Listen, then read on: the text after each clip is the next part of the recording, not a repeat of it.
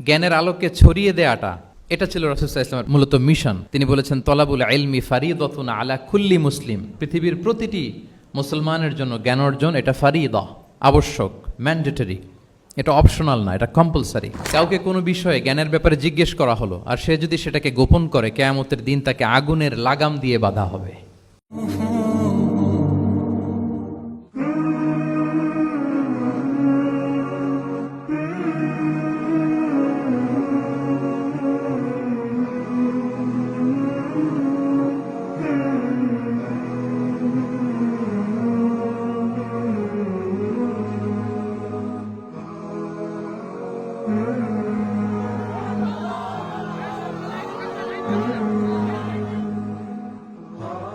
আসসালামু আলাইকুম ওয়া রাহমাতুল্লাহি ওয়া বারাকাতুহু। নাহমাদুহু ওয়া নুসাল্লি আলা রাসূলিহিল কারীম, আম্মা বা'দু, ফাআউযু বিল্লাহি মিনাশ শাইতানির রাজীম। বিসমিল্লাহির রহমানির রহিম। রব্বানা ওয়া বা'আথ ফীহিম রাসূলাম মিনহুম ইয়াতলু আলাইহিম আয়াতিকা ওয়া ইউআল্লিমুহুমুল কিতাবা ওয়াল হিকমাতা ওয়া ইউযাক্কিহিম ইন্নাকা আনতাল আজিজুল হাকীম। সাদাকাল্লাহুল আযীম। রব্বি ইশরাহ লি সাদরি ওয়া ইয়াসসির লি আমরি ওয়াহলুল উকদাতাম মিন লিসানি ইয়াফকাহু কওলি। আল্লাহ রাব্বুল ইজ্জা ওয়াল জালালের দরবারে লাখো কোটি শুকর এবং সুজুদ যে আল্লাহ তাআলা ইন্টারন্যাশনাল ইসলামিক ইউনিভার্সিটি চিটাগাং IIUCর সেন্ট্রাল অডিটোরিয়ামে আয়োজিত আজকের discourse on prophetic teaching methodology শিরোনামের এই শিক্ষা সেমিনারে আমাদের সবাইকে এরকম চমৎকার একটি পরিবেশে একত্রিত হওয়ার সুযোগ করে দিয়েছেন। আমরা সবাই পড়ছি কালিমাতু শুকর, আলহামদুলিল্লাহ। আল্লাহর দরবারে শুকরিয়া জ্ঞাপনের পাশাপাশি আমি অত্র বিশ্ববিদ্যালয়ের কর্তৃপক্ষকে অন্তরের অন্তঃস্থল থেকে ধন্যবাদ এবং মোবারকবাদ জানাতে চাই। এরকম চমৎকার একটি পরিবেশে চমৎকার একটি শিক্ষা সেমিনারের আয়োজন করবার জন্য। প্রফেটিক টিচিং মেথোডোলজি এই শিরোনামে সামান্য কিছু আলোচনা শুরু করছি ইনশাআল্লাহ বিইذনিল্লাহ। সম্মানিত সুধীমণ্ডলী, প্রথমেই আমি জানতে চাচ্ছি যে আপনারা সবাই কেমন আছেন? আলহামদুলিল্লাহ, আমিও খুব ভালো আছি আলহামদুলিল্লাহ, সুম্মা আলহামদুলিল্লাহ। সম্মানিত সুধী, আপনারা টপিকটা নিশ্চয়ই স্টেজের ব্যাকড্রপে দেখতে পাচ্ছেন যে সেখানে খুব বড় ফন্টে লেখা আছে discourse on prophetic teaching methodology, অর্থাৎ আল্লাহ রাসূল সাল্লাল্লাহু আলাইহি ওয়া আলিহি ওয়াসাল্লামের শিক্ষা পদ্ধতি বা পাঠদান পদ্ধতি কেমন ছিল, তিনি কিভাবে শিখাতেন। আমরা জানি যে আল্লাহ রাসূল সাল্লাল্লাহু আলাইহি ওয়াসাল্লাম একজন শিক্ষক ছিলেন, অসাধারণ অনন্য একজন মার্ভেলাস শিক্ষক ছিলেন। শুধু শিক্ষকই ছিলেন না, বরং তিনি শিক্ষকদেরও শিক্ষক ছিলেন এবং তিনি নিজ হাতে এমন কিছু শিক্ষার্থী তিনি তৈরি করেছিলেন, গড়ে তুলেছিলেন, যারা এই পৃথিবীর ইতিহাসে শ্রেষ্ঠ প্রজন্ম হিসেবে স্বীকৃত। খয়রুল কুরুন, the best generation ever on earth, এই পৃথিবীর শ্রেষ্ঠতম প্রজন্ম হিসেবে তারা স্বীকৃত হয়েছেন।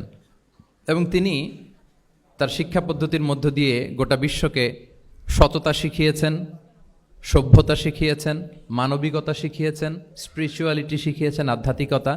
তিনি আমাদেরকে শিখিয়েছেন পরিমিতিবোধ, তিনি আমাদেরকে শিখিয়েছেন জীবনবোধ, আমাদের স্রষ্টার সাথে তিনি আমাদেরকে পরিচিত করেছেন এবং সফলতার সহজ এবং সরল পথ তিনি আমাদেরকে বাতলে দিয়েছেন।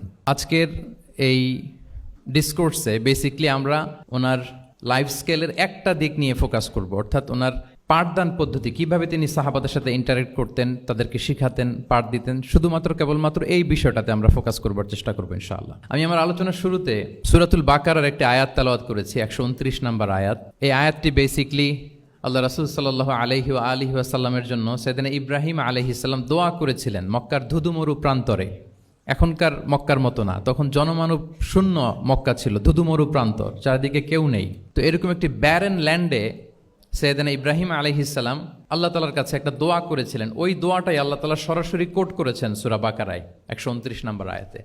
এবং সেখানে তিনি বলেছেন রব্বানা ওয়াবআথ ফীহিম রাসূলাম মিনহুম ইয়াতলু আলাইহিম আয়াতিকা ওয়া ইউআল্লিমুহুমুল কিতাবা ওয়াল হিকমা ওয়া ইউযাক্কিহিম ইন্নাকা আনতাল আজিজুল হাকীম। মানে হে আমাদের রব, এই ভূখণ্ডের মধ্য থেকেই এই জনপদবাসীর জন্য আপনি একজন রাসূল প্রেরণ করুন, যিনি আপনার নিদর্শনসমূহ তাদের সামনে পাঠ করে শোনাবে, যিনি আপনার কিতাব তাদেরকে শিক্ষা দেবে, তাদেরকে প্রজ্ঞা শিখাবে, পরিশুদ্ধ করবে, এবং নিশ্চয় আপনি পরাক্রমশালী, নিশ্চয় আপনি প্রজ্ঞাময়। এই দোয়াটি ছিল সাইয়েদনা ইব্রাহিম আলাইহিস সালামের। এবং রাসূল সাল্লাল্লাহু আলাইহি ওয়াসাল্লাম আগমনের প্রায় ২৫০০ বছর আগে ইব্রাহিম আলাইহিস সালাম এই দোয়াটি করেছিলেন। ২৫০০ বছর আগে, যখন কেউ ছিল না মক্কায়। মক্কা ওয়াজ এ টোটালি ব্যারন ল্যান্ড, কোনো গাছপালা ছিল না, কিছু ছিল না। সেই দোয়া আল্লাহ তাআলা কবুল করেছিলেন এবং এই দোয়ায় বেসিক্যালি তিনি আখিরি নবীর জন্য ৪টা ফিচার কামনা করেছেন যে আল্লাহ এই ৪টা ফিচার দিয়ে আপনি নবী পাঠাবেন। এর মধ্যে একটা ছিল ওয়াইউ আল্লিমুহুমুল কিতাব, যে এমন নবী যেন হয় তিনি এই জনপদের লোকদেরকে কিতাব শিখাবে। কি শিখাবে? কিতাব। ওয়াইউ আল্লিমুহুমুল কিতাব, তার মানে রাসূল সাল্লাল্লাহু আলাইহি ওয়াসাল্লাম তিনি যে শিক্ষক হয়ে আসবেন, তিনি যে আল্লাহর কিতাব পৃথিবীবাসীকে শোনাবেন, তেলাওয়াত করে শোনাবেন, শেখাবেন, এই দোয়া রাসূল সাল্লাল্লাহু আলাইহি ওয়াসাল্লাম আগমনের ২৫০০ বছর আগে সাইয়েদনা ইব্রাহিম আলাইহিস সালাম করেছিলেন। এবং রাসূল সাল্লাল্লাহু আলাইহি ওয়াসাল্লাম নিজেও বিভিন্ন হাদিসে ঘোষণা করেছেন যে আমি শিক্ষক হিসেবে প্রেরিত হয়েছি। ওয়া ইন্নামা বুইসতু মুআল্লিমান, আমি এই পৃথিবীতে শিক্ষক হিসেবে এসেছি। রাসূল সাল্লাল্লাহু আলাইহি ওয়াসাল্লাম দুইটা গ্রুপ দেখলেন মসজিদে, এক গ্রুপ তারা জিকির আজকার করে, আরেক গ্রুপ তারা রিসার্চ করে, গবেষণা করে। রাসূল সাল্লাল্লাহু আলাইহি ওয়াসাল্লাম বললেন দুই দলই ভালো কাজ করতেছে, কিন্তু রাসূল সাল্লাল্লাহু আলাইহি ওয়াসাল্লাম যারা গবেষণা করতেছে, পড়াশোনা করতেছে, ফিকহ নিয়ে আলোচনা করতেছে, তাদের সাথে যেয়ে বসে গেলেন। আর তিনি বললেন ওয়া ইন্নামা বুইসতু মুআল্লিমান, আমি এই গ্রুপকে প্রায়োরিটি দিয়েছি কারণ আমি নিজেই শিক্ষক হিসেবে প্রেরিত হয়েছি। তারা অজ্ঞদেরকে শিক্ষা দিচ্ছে, জাহেলদেরকে, যারা কিছু জানে না, জ্ঞানের ছোঁয়া যাদের মধ্যে লাগেনি, এই গ্রুপ তাদেরকে এনলাইটেন করছে, আলোকিত করছে, ফলে আমি তাদেরকে প্রায়োরিটি দিলাম, তাদের সাথে বসে গেলাম। ও ইন্নামা বুইসতু মুআল্লিমান, কারণ আমি পৃথিবীতে শিক্ষক হিসেবে প্রেরিত হয়েছি। তাহলে ইব্রাহিম আলাইহিস সালামের দোয়ার ফসল তিনি, হি কেম এজ এ টিচার, কারণ ইব্রাহিম আলাইহিস সালাম দোয়া করেছিলেন আল্লাহ এমন নবী পাঠাবেন যিনি ইউ আল্লিমুহুমুল কিতাব, এই জনপদের লোকদেরকে কিতাব শিখাবে। এবং রাসূল সাল্লাল্লাহু আলাইহি ওয়াসাল্লাম নিজেও বলেছেন আমি শিক্ষক হিসেবে প্রেরিত হয়েছি। এবং জ্ঞানার্জনকে রাসূল সাল্লাল্লাহু আলাইহি ওয়াসাল্লাম বাধ্যতামূলক করেছেন, ম্যান্ডেটরি ফর অল। এবং জ্ঞান যে সবাই অর্জন করবে এটা তিনি বলেছেন, এটা সবার জন্য অবধারিত, শিক্ষার জন্য, এটা মানুষের মৌলিক অধিকার। তিনি বলেছেন তলাবুল ইলমি ফারিদাতুন আলা কুল্লি মুসলিম, পৃথিবীর প্রতিটি মুসলমানের জন্য জ্ঞান অর্জন এটা ফারিদা, আবশ্যক, ম্যান্ডেটরি, এটা অপশনাল না, এটা কম্পালসারি।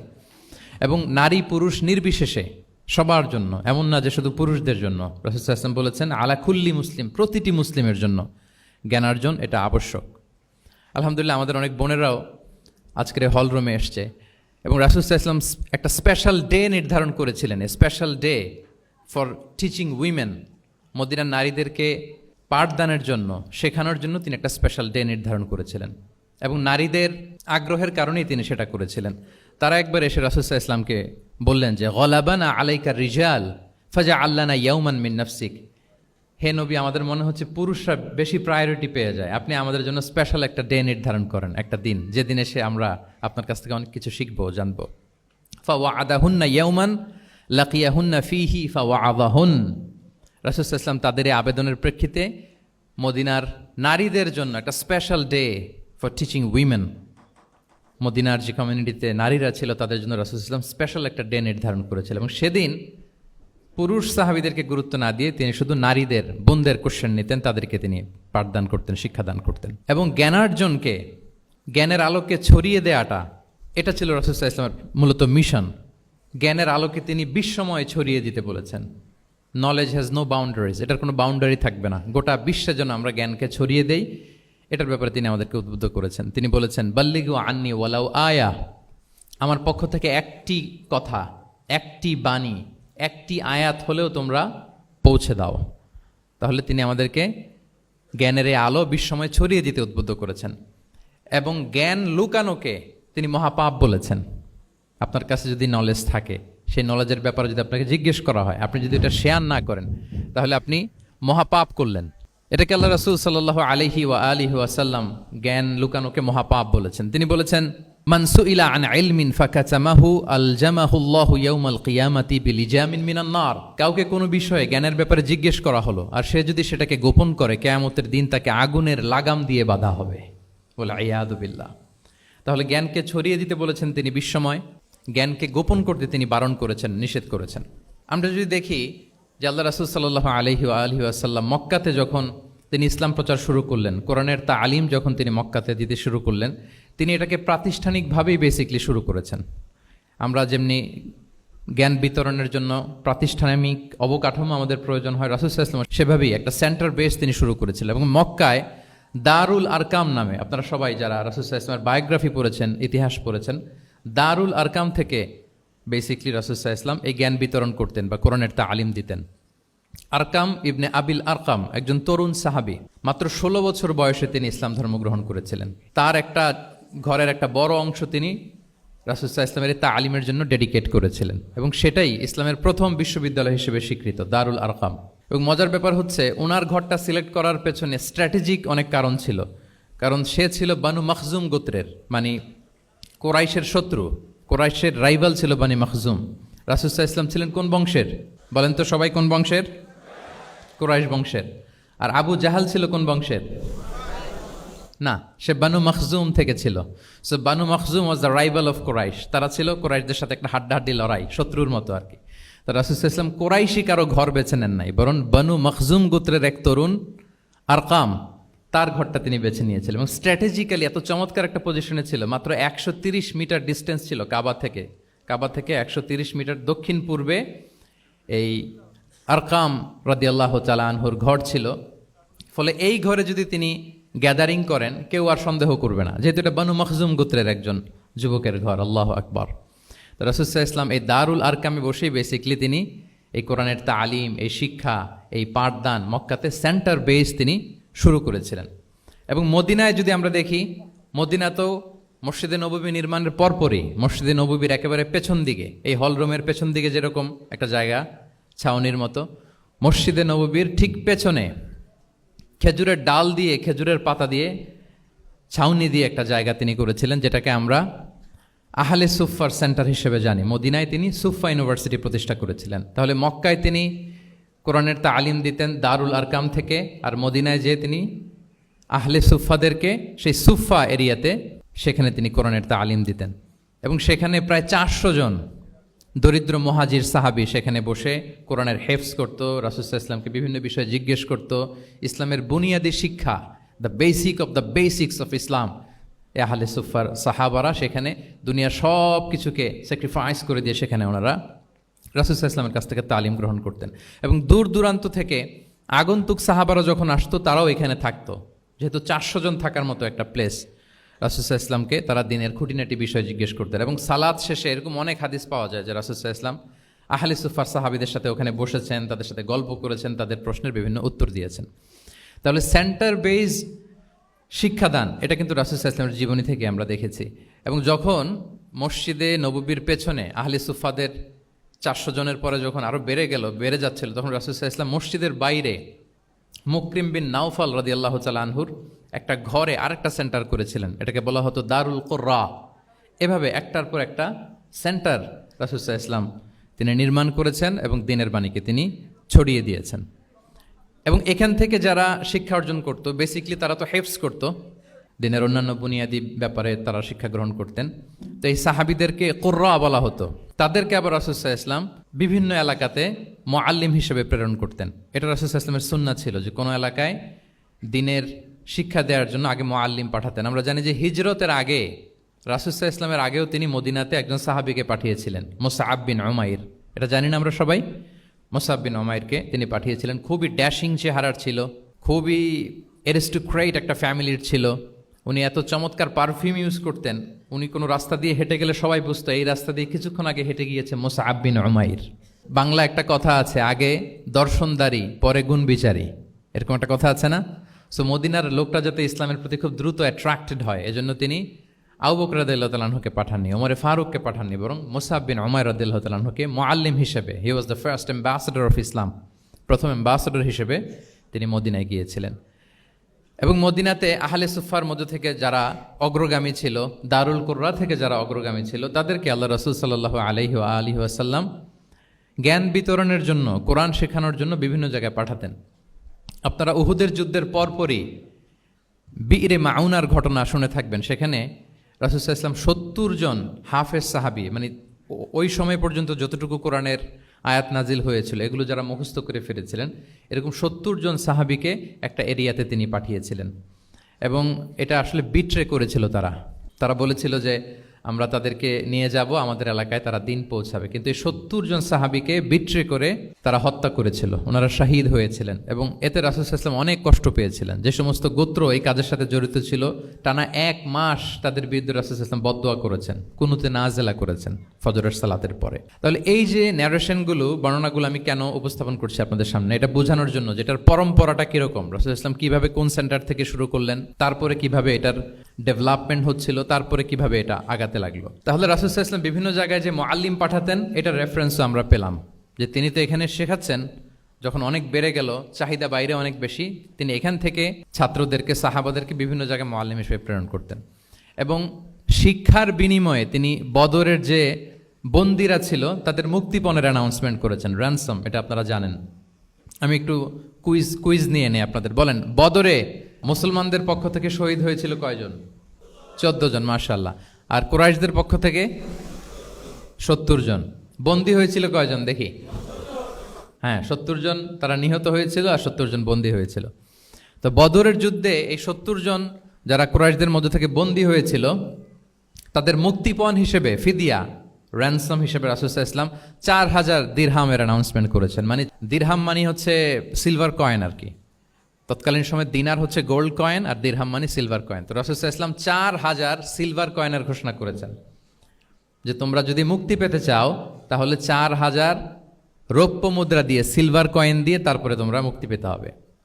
তখন তিনি অ্যানাউন্স করলেন যে কারো যদি এই সামর্থ্য না থাকে তাহলে এই লোকদের মধ্য থেকে যারা লিখতে পড়তে জানে তারা যদি মদিনার 10 জন শিশুকে লেখাপড়া শিখিয়ে দেয় তাহলে এটা তাদের মুক্তিপণ হয়ে যাবে। আল্লাহু আকবার। তাহলে শিক্ষাটাকে রাসূল সাল্লাল্লাহু আলাইহি ওয়াসাল্লাম কিভাবে দেখতেন, এটাকে কতটা গুরুত্ব দিতেন? তখন কিন্তু মুসলমানদের আর্থিকভাবে খুব কঠিন অবস্থা যাচ্ছিল। তখন এই জাতীয় ফিদিয়াগুলো, র্যানসমগুলো খুব জরুরি ছিল। তারপরে তিনি ঘোষণা করেছেন যাদের সামর্থ্য নাই তারা যদি লিখতে পড়তে জানে, মদিনার 10 জন ছেলে মেয়েকে তারা যদি লেখাপড়া শিখিয়ে দিতে পারে, এইটা তাদের মুক্তিপণ হিসেবে কনসিডার করা হবে। আল্লাহু আকবার। তাহলে সম্মানিত সুধী, আমরা সেই ইব্রাহিম আলাইহিস সালাতু ওয়াস সালামের দোয়া থেকে শুরু করে বদরের যুদ্ধ পর্যন্ত চলে আসলাম যে রাসূল সাল্লাল্লাহু আলাইহি ওয়াসাল্লাম শিক্ষাটাকে, এডুকেশনকে এবং শিক্ষার বাণীকে বিশ্বময় ছড়িয়ে দিতে তিনি কীরকম পদক্ষেপ নিয়েছেন, ওভারঅল একটা আমরা আইডিয়া পেয়েছি। এটা ছিল আমার ইন্ট্রোডাক্টরি ডিসকাশন। এখন আমি মূল আলোচনায় চলে যাই যে রাসূল সাল্লাল্লাহু আলাইহি ওয়াসাল্লাম সাহাবাদেরকে যে তিনি শেখাতেন, ওনার পাঠদান পদ্ধতি কেমন ছিল। প্রথম কথা হচ্ছে রাসূল সাল্লাল্লাহু আলাইহি ওয়াসাল্লাম পিতৃ স্নেহে সাহাবাদেরকে শিক্ষা দিতেন, as like a father teaching his child, teaching his son or daughter. সন্তানকে যেমনি বাবা পরম মমতায় আদর করে শেখায় ঠিক সেভাবে শেখাতেন। এবং তিনি বলেছেন যে ইন্নামা আনা লাকুম বিমানজিলাতিল ওয়ালিদি উআল্লিমুকুম, নিশ্চয় আমি তোমাদের বাবার মতো, বাবা যেমনি ছেলে মেয়েদেরকে শেখায়। এবং এই হাদিসে এসছে যে রাসূল সাল্লাল্লাহু আলাইহি ওয়াসাল্লাম তাদেরকে শিখিয়েছেন সাহাবাদেরকে যে ওয়াশরুমে গেলে কিভাবে ক্লিন হইতে হবে, টু দ্য ডাইরেকশন অফ কেবলা বসা যাবে না, কেবলাকে পেছনে রেখে বসা যাবে না, এমনকি ঢিলাগুলোকে ইউজ করতে হলে ডান হাতে ইউজ করা যাবে না, বাঁ হাতে। তারপর এটা বেজোর হইতে হবে। এরকম ধরে ধরে উম্মাকে শিখিয়েছেন। নারীদের মেনস্ট্রুয়েশনাল পিরিয়ডের ব্যাপারে বিধানগুলো শিখিয়েছেন। স্বামী স্ত্রীর অন্তরঙ্গ মুহূর্তের ব্যাপারে মাসআলা কি, ব্যাপারগুলো কি, লিগ্যাল অপিনিয়ন কি, ধরে ধরে বাবা মা যেমনি ছেলে মেয়েদেরকে ধরে ধরে শিখিয়ে দেয় যে এইভাবে this is good and this is bad, dos and don'ts যেমনি মা বাবা শেখায়, আল্লাহ রাসূল সাল্লাল্লাহু আলাইহি ওয়াসাল্লাম বলেন ইন্নামা আনা লাকুম বিমানজিলাতিল ওয়ালিদি উআল্লিমুকুম, আমি তোমাদের বাবার মতো, বাবা যেমনি শেখায় পরম মমতায়, এভাবে আমি তোমাদেরকে শিক্ষা দিই। এবং রাসূল সাল্লাল্লাহু আলাইহি ওয়াসাল্লাম খুব সহজ করে উপস্থাপন করতেন, কোনো কিছুকে জটিল করতেন না। এটা কিন্তু একজন আদর্শ শিক্ষকের বৈশিষ্ট্য। মানে as easier as you can, যত সহজ করে আপনি আপনার প্রেজেন্টেশনটা করতে পারবেন তত বেশি আপনার শিক্ষার্থীরা আপনার কাছ থেকে ওই মেসেজ, ওই শিক্ষা, সেটা ওই বার্তাটা তারা গ্রহণ করতে পারবে। এবং সহিহ মুসলিমের হাদিস, আল্লাহ রাসূল সাল্লাল্লাহু আলাইহি ওয়াসাল্লাম তিনি বলেন ইন্নাল্লাহা লাম ইয়াবআসনি মুআন্নিতান ওয়ালা মুতাআন্নিতান ওয়ালাকিন বাআসানি মুআল্লিমান মুয়াসসিরান। আল্লাহু আকবার। আল্লাহ তাআলা আমাকে কঠোরতা আরোপকারী, জটিলকারী করে প্রেরণ করেননি, বরং সহজভাবে, সহজ পন্থায় শিক্ষাদানকারী শিক্ষক হিসেবে প্রেরণ করেছেন। লিটারেলি তিনি মুয়াসসিরান শব্দটা ব্যবহার করেছেন। যেহেতু এখানে ইসলামিক স্টাডিজ, কোরআন, হাদিস যে ডিপার্টমেন্টের শিক্ষার্থী বন্ধুরা আপনারা যারা আছেন, আপনারা শব্দের অর্থটা লিটারেলি বুঝতে পারতেছেন যে তিনি বলেছেন মুআল্লিমান মুয়াসসিরান, আমি সহজপন্থী শিক্ষক হিসেবে প্রেরিত হয়েছি। কোনো জিনিসকে কঠোরতা আরোপ করার জন্য, কঠিন করে প্রেজেন্ট করার জন্য আল্লাহ আমাকে পাঠাননি। রাসূল সাল্লাল্লাহু আলাইহি ওয়াসাল্লাম use to make things easy and easy, খুব সহজ করে উপস্থাপন করতেন। এবং রাসূল সাল্লাল্লাহু আলাইহি ওয়াসাল্লামের শিক্ষাদান পদ্ধতি ছিল অপটিমিস্টিক, আশাব্যঞ্জক, আশাবাদী। অর্থাৎ তিনি যখন কিছু বলতেন, শেখাতেন, মানুষ আশাবাদী হয়ে উঠত, কনফিডেন্ট পেত, ভয় পেত না। আমরা অনেক সময় মানুষকে খুব ভয় দেখাই। রাসূল সাল্লাল্লাহু আলাইহি ওয়াসাল্লাম কাউকে যখন কোনো দায়িত্ব দিয়ে কোথাও প্রেরণ করতেন, ওনার বিখ্যাত হাদিস তিনি বলতেন, ইয়াসসিরু ওয়ালা তুআসসিরু বাশশিরু ওয়ালা তুনাফিরু, সহজ করো, কঠিন করো না, সুসংবাদ দাও, দিন থেকে মানুষকে ভাগিয়ে দিও না। মানে আমাদের প্রেজেন্টেশন যেন এমন না হয় যে আমাদের কথা শুনে মানুষ ভাগে, কাছে কাছে আসে না, বরং এমনভাবে প্রেজেন্টেশন করো যাতে মানুষ কাছে আসে, কমফোর্ট ফিল করে, ওইটাকে রিসিভ করে এবং জীবনের সাথে সে অ্যাডজাস্ট করতে পারে। সাহাবাদেরকে যখন কোনো জিনিস বুঝাতেন, খুব ধীরস্থিরভাবে কথা বলতেন, কখনো কথা বলার ক্ষেত্রে রাশিং করতেন না, তাড়াহুড়ো করতেন না, নেভার এভার। এবং অনেক সাহাবারা খুব দ্রুত হাদিস বর্ণনা করলে আম্মা জান আয়েশা রাদিয়াল্লাহু তাআলা আনহা এটা অপছন্দ করতেন। বিশেষ করে আবু হুরায়রা রাদিয়াল্লাহু তাআলা আনহুর ব্যাপারে তিনি অবজেকশন দিয়েছিলেন যে তুমি যেভাবে বলো, নবী সাল্লাল্লাহু আলাইহি ওয়াসাল্লাম কিন্তু এত দ্রুত বলতেন না, তুমি যেমনি গড়গড় করে বর্ণনা করো, আল্লাহ রাসূল সাল্লাল্লাহু আলাইহি ওয়াসাল্লাম এত দ্রুত বর্ণনা করতেন না। লাম ইয়াকুন ইয়াসরুদুল হাদিসা কাসারদিকুম কানা ইউহাদ্দিসু হাদিসান লাউ আদ্দাহুল আদ্দুলা আহসাহু। এমনভাবে প্রিয় নবী কথা বলতেন যে কেউ যদি চাইতো তিনি এই কথার মধ্যে কয়টা বাক্য বলেছেন, কয়টা শব্দ বলেছেন, চাইলে হাতে গুনে ফেলতে পারত। এত প্রেসাইজ অ্যান্ড ক্লিয়ার ছিল। তিনি কয়টা বাক্য বললেন এই বক্তব্যে, কয়টা শব্দ বললেন, এটাও গুনে ফেলা যেত। আল্লাহু আকবার। কানা ইয়াতাকাল্লামু বিকালামিন বাইনাহু ফাসলুন ইয়াহফাযুহু মান জালাসা ইলাই। এবং কথা বলতে বলতে মাঝখানে পজ দিতেন, মানে একটু থামতেন, ফলে যারা শুনতো তারা একেবারে মুখস্থই করে ফেলতে পারত। আল্লাহু আকবার। এটা কিন্তু একজন আদর্শ শিক্ষকের বৈশিষ্ট্য যে খুব ধীরস্থিরভাবে আমি কথা বলবো, মাঝে মাঝে পজ দিব। রাসূল সাল্লাল্লাহু আলাইহি ওয়াসাল্লাম পজ দিতেন, থামতেন, যাতে ছাত্ররা নিতে পারে। সব শিক্ষার্থীদের এক ধরনের ক্যাপাসিটি না, ক্যাপাসিটি ইস্যু নিয়ে আমি সামনে কথা বলতেছি ইনশাআল্লাহ। তো তাহলে এইভাবে তিনি বেসিকলি তালিম দিতেন বা প্রেজেন্ট করতেন। আচ্ছা, শিক্ষা দেওয়ার ক্ষেত্রে দুইটা ধরন ছিল রাসূল সাল্লাল্লাহু আলাইহি ওয়াসাল্লামের। কখনো হয়তো ওয়ান অন ওয়ান মিটিং, একজন সাহাবীকে টার্গেট করে তাকে কিছু শেখাচ্ছেন, জানাচ্ছেন বা বলছেন। আবার কখনো একজন না, একাধিক সাহাবী বা অনেক সাহাবীদেরকে, অনেক মানুষকে তিনি অ্যাড্রেস করছেন। তাহলে এই দুইভাবে তিনি অ্যাড্রেস করতেন। এক নাম্বার হচ্ছে প্রাইভেট লার্নিং সেশন, আর একটা হচ্ছে পাবলিক লার্নিং সেশন। দুইটাই রাসূল সাল্লাল্লাহু আলাইহি ওয়াসাল্লামের সিরা যদি আপনি স্ক্যানিং করেন আপনি পাবেন। প্রাইভেটলি এরকম অনেক হাদিস পাওয়া যায় যে হাদিসগুলোতে দেখা যায় যে রাসূল সাল্লাল্লাহু আলাইহি ওয়াসাল্লাম ওয়ান অন ওয়ান মিটিং করেছেন, শুধু একজনকে কিছু শেখাচ্ছে। এটা স্পেশালি হতো যখন তিনি কারোর সাথে রাইড শেয়ার করতেন। রাইট অর্থাৎ তিনি উটে ছিলেন, উটের পেছনে আরেকজন সাহাবী বসা, তিনি গাধার উপরে বসা, পেছনে আরেক সাহাবী বসা, তিনি খচ্চরের উপর বসা, আরেক সাহাবী বসা। যখন তিনি রাইড শেয়ার করতেন, এরকম ভুরি ভুরি হাদিস আপনারা পাবেন যে মুআয ইবনে জাবাল বলতেছে যে কুনতু রদিফা রাসূলিল্লাহ, কুনতু খালফা রাসূলিল্লাহ, আমি একবার উটের পেছনে বসা ছিলাম। আব্দুল ইবনে আব্বাস বলতেছেন আমি ওটের পেছনে বসা ছিলাম। ফদল ইবনে আব্বাস বলতেছেন আমি একবার একটা খচ্চরের পেছনে বসা ছিলাম। When he was sharing his riding যখন শেয়ার করতেন, ওই মুহূর্তগুলো তেমন চমৎকার চমৎকার কিছু বার্তা রাসূল সাল্লাল্লাহু আলাইহি ওয়াসাল্লাম ওই সাহাবীদেরকে দিয়েছেন, যেগুলো আমরা হাদিস গ্রন্থগুলোতে পড়ে অবাক হয়ে যাই। এরকম একটা ছোট্ট হাদিস যদি শেয়ার করি, আব্দুল্লাহ ইবনে আব্বাস রাদিয়াল্লাহু তাআলা আনহু উনি বলেন, কুনতু খালফা রাসূলিল্লাহি সাল্লাল্লাহু আলাইহি ওয়াসাল্লাম ইয়াওমান, একদিন আমি, এই যে দেখেন বর্ণনা ভঙ্গি কেমন, একদিন আমি রাসূল সাল্লাল্লাহু আলাইহি ওয়াসাল্লামের পেছনে বসা, মানে কোনো একটা ওটের উপর বা গাধার উপরে বসা। ফাকালা, তিনি বললেন, ইয়া গোলাম, হে কিশোর। রাসূল সাল্লাল্লাহু আলাইহি ওয়াসাল্লামের শব্দ চয়নগুলো অসাধারণ। আমরা অনেক হাদিস আজকে শেয়ার করার চেষ্টা করব, আপনি বাক্য চয়ন, শব্দ চয়ন শুনলে অবাক হবেন। ইয়া গোলাম, হে কিশোর, ইন্নী ও আল্লিমুকা কালিমাতিন, আমি তোমাকে চমৎকার কিছু কথা শিখিয়ে দিচ্ছি, শোনো। তখন কিন্তু কেউ নাই। এই হাদিস উনি বর্ণনা না করলে আমরা জানতে পারতাম না, কারণ ওনারা এক ওটের উপরে বা ঘোড়ার উপরে ছিলেন। পরে যখন আব্দুল ইবনে আব্বাস এটা ন্যারেট করলেন তখন আমরা জানতে পেরেছি। তো এটা ছিল প্রাইভেট লার্নিং সেশন, শুধু ওনার সাথে। তোমাকে কিছু কথা শিখিয়ে দেই। ইহফাদিল্লাহ ইয়াহফাযকা, ইহফাদিল্লাহ তাজিদহু তুজাহাক। এটা অনেকের মুখস্থ আছে না, বিখ্যাত হাদিস আল আরবাউন আন-নববিয়ার ভেতরেও আছে। তুমি আল্লাহর বিধানগুলোকে সংরক্ষণ করো, রক্ষণাবেক্ষণ করো, টেক কেয়ার করো, আল্লাহ তোমার টেক কেয়ার করবেন। ইদা সাআলতা ফাসআলিল্লাহ, হে আব্দুল্লাহ, যখন চাইবে আল্লাহর কাছে চাইবে, যখন ফরিয়াদের হাত তুলবে কেবলমাত্র আল্লাহর কাছেই তুলবে।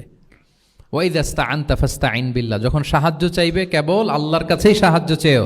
ওয়া আলাম আন্নাল উম্মাতা লাউ ইজতামাআত আলা আন ইয়ানফাউকা বিশাইইন লাম ইয়ানফাউকা ইল্লা বিশাইইন ক্বাদ কাতাবাহুল্লাহু লাক। গোটা বিশ্বের সবাই মিলে যদি তোমার কোনো উপকার করতে চায় তাহলে ততটুকুই করতে পারবে যতটুকু আল্লাহ তোমার ভাগ্যে রেখেছে। আল্লাহ যতটুকু উপকার তোমার ভাগ্যে রেখেছে অতটুকুই হবে। ওয়া ইন ইজতামাউ আলা আন ইয়াদুররুকা বিশাইইন লাম ইয়াদুররুকা ইল্লা বিশাইইন ক্বাদ কাতাবাহুল্লাহু আলাইক। গোটা বিশ্বের সবাই মিলে যদি তোমার ক্ষতি করতে চায় ঠিক ততটুকুই করতে পারবে যতটুকু তোমার নসিবে আছে, এর চেয়ে 1 ইঞ্চিও বেশি ক্ষতি করতে পারবে না। রুফিআতিল আকলামু ওয়া জাফফাতিস সুহুফ, কলম উঠিয়ে নেওয়া হয়েছে আর যা লেখা হয়েছিল সব শুকিয়ে গিয়েছে। কারণ প্রথম আল্লাহ সৃষ্টি করেছেন কি? কলম। কলমকে আল্লাহ বলেছেন লিখো। আল্লাহ কি লিখবো? উকতুব মাকাদির আল খালক, মহাবিশ্বের যারা আসবে সবার কি হবে না হবে সব লিখো। তো লিখে ফেলছে, এখন যা হবার তাই হবে।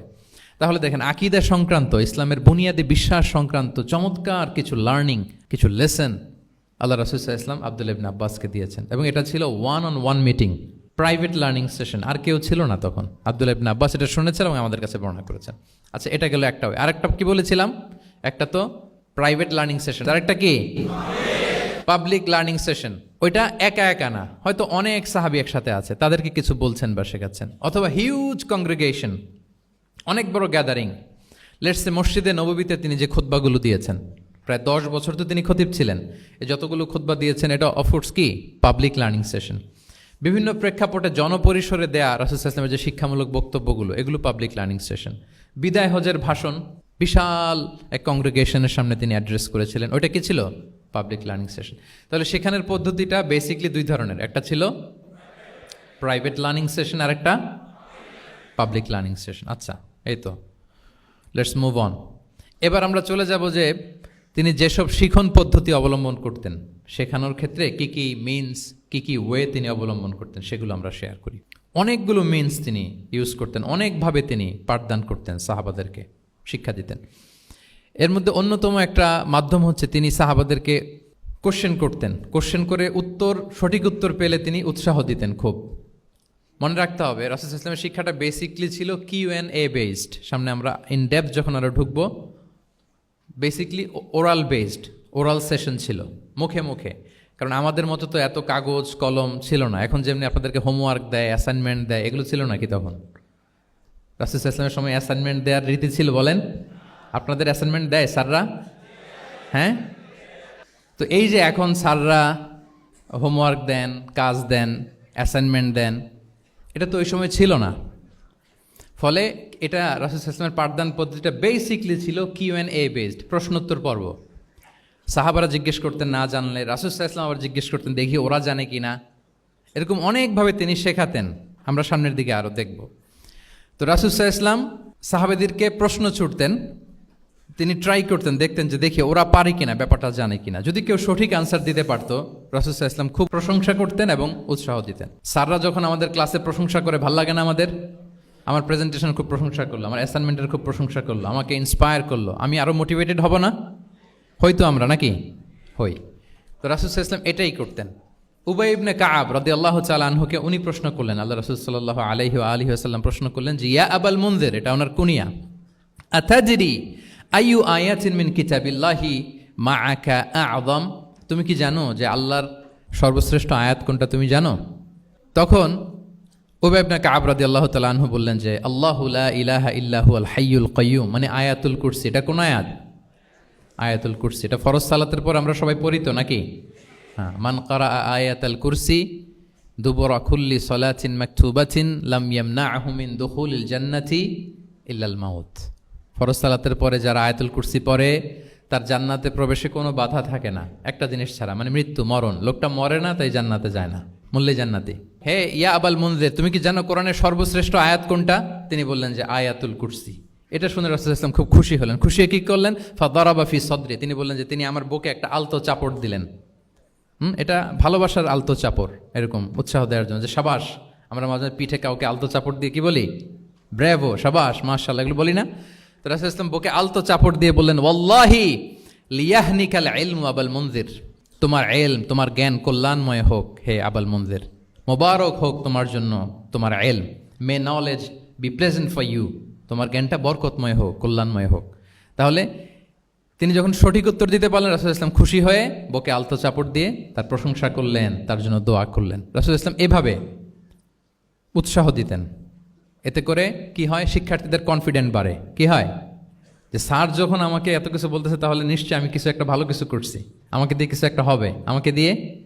আমরা অনেক সময় ভুল করে বলে ফেলি যে তোকে দিয়ে কিছুই হবে না, বলে ফেলি না? এতে হয় কি, কনফিডেন্ট কমে যায়। মা বাবারাও এটা করে যে তুই কিছুই পারবি না, তোকে দিয়ে কিছুই হবে না। বাংলাদেশে একটা বিখ্যাত কথা আছে, ওই যে ছেলে মেয়ে এ প্লাস না পেলে পাশের বাড়ির কেউ পেলে বলে যে ওর পা ধোয়া পানি খা। তো আসলে এতে কি হয়, কনফিডেন্স কমে যায় ছেলে মেয়েদের। এটা যেন আমরা না বলি, বরং ওদেরকে ইন্সপায়ার করতে হবে, হ্যাঁ, উৎসাহিত করতে হবে, প্রশংসা করতে হবে। সাহাবীদের ভালো কিছু দেখলে সঠিক উত্তর তারা দিতে বলে রাসূল ইসলাম এভাবে প্রশংসা করতেন। আচ্ছা, গেল, এটা একটা পদ্ধতি। আরেকটা হচ্ছে কোনো গুরুত্বপূর্ণ জিনিসকে এমফেসাইজ করার জন্য রাসূল ইসলাম রেপিটেশন করতেন, তাকরার করতেন। গুরুত্বপূর্ণ জিনিসকে তিনি 3 বার উল্লেখ করতেন, তাকরার করতেন।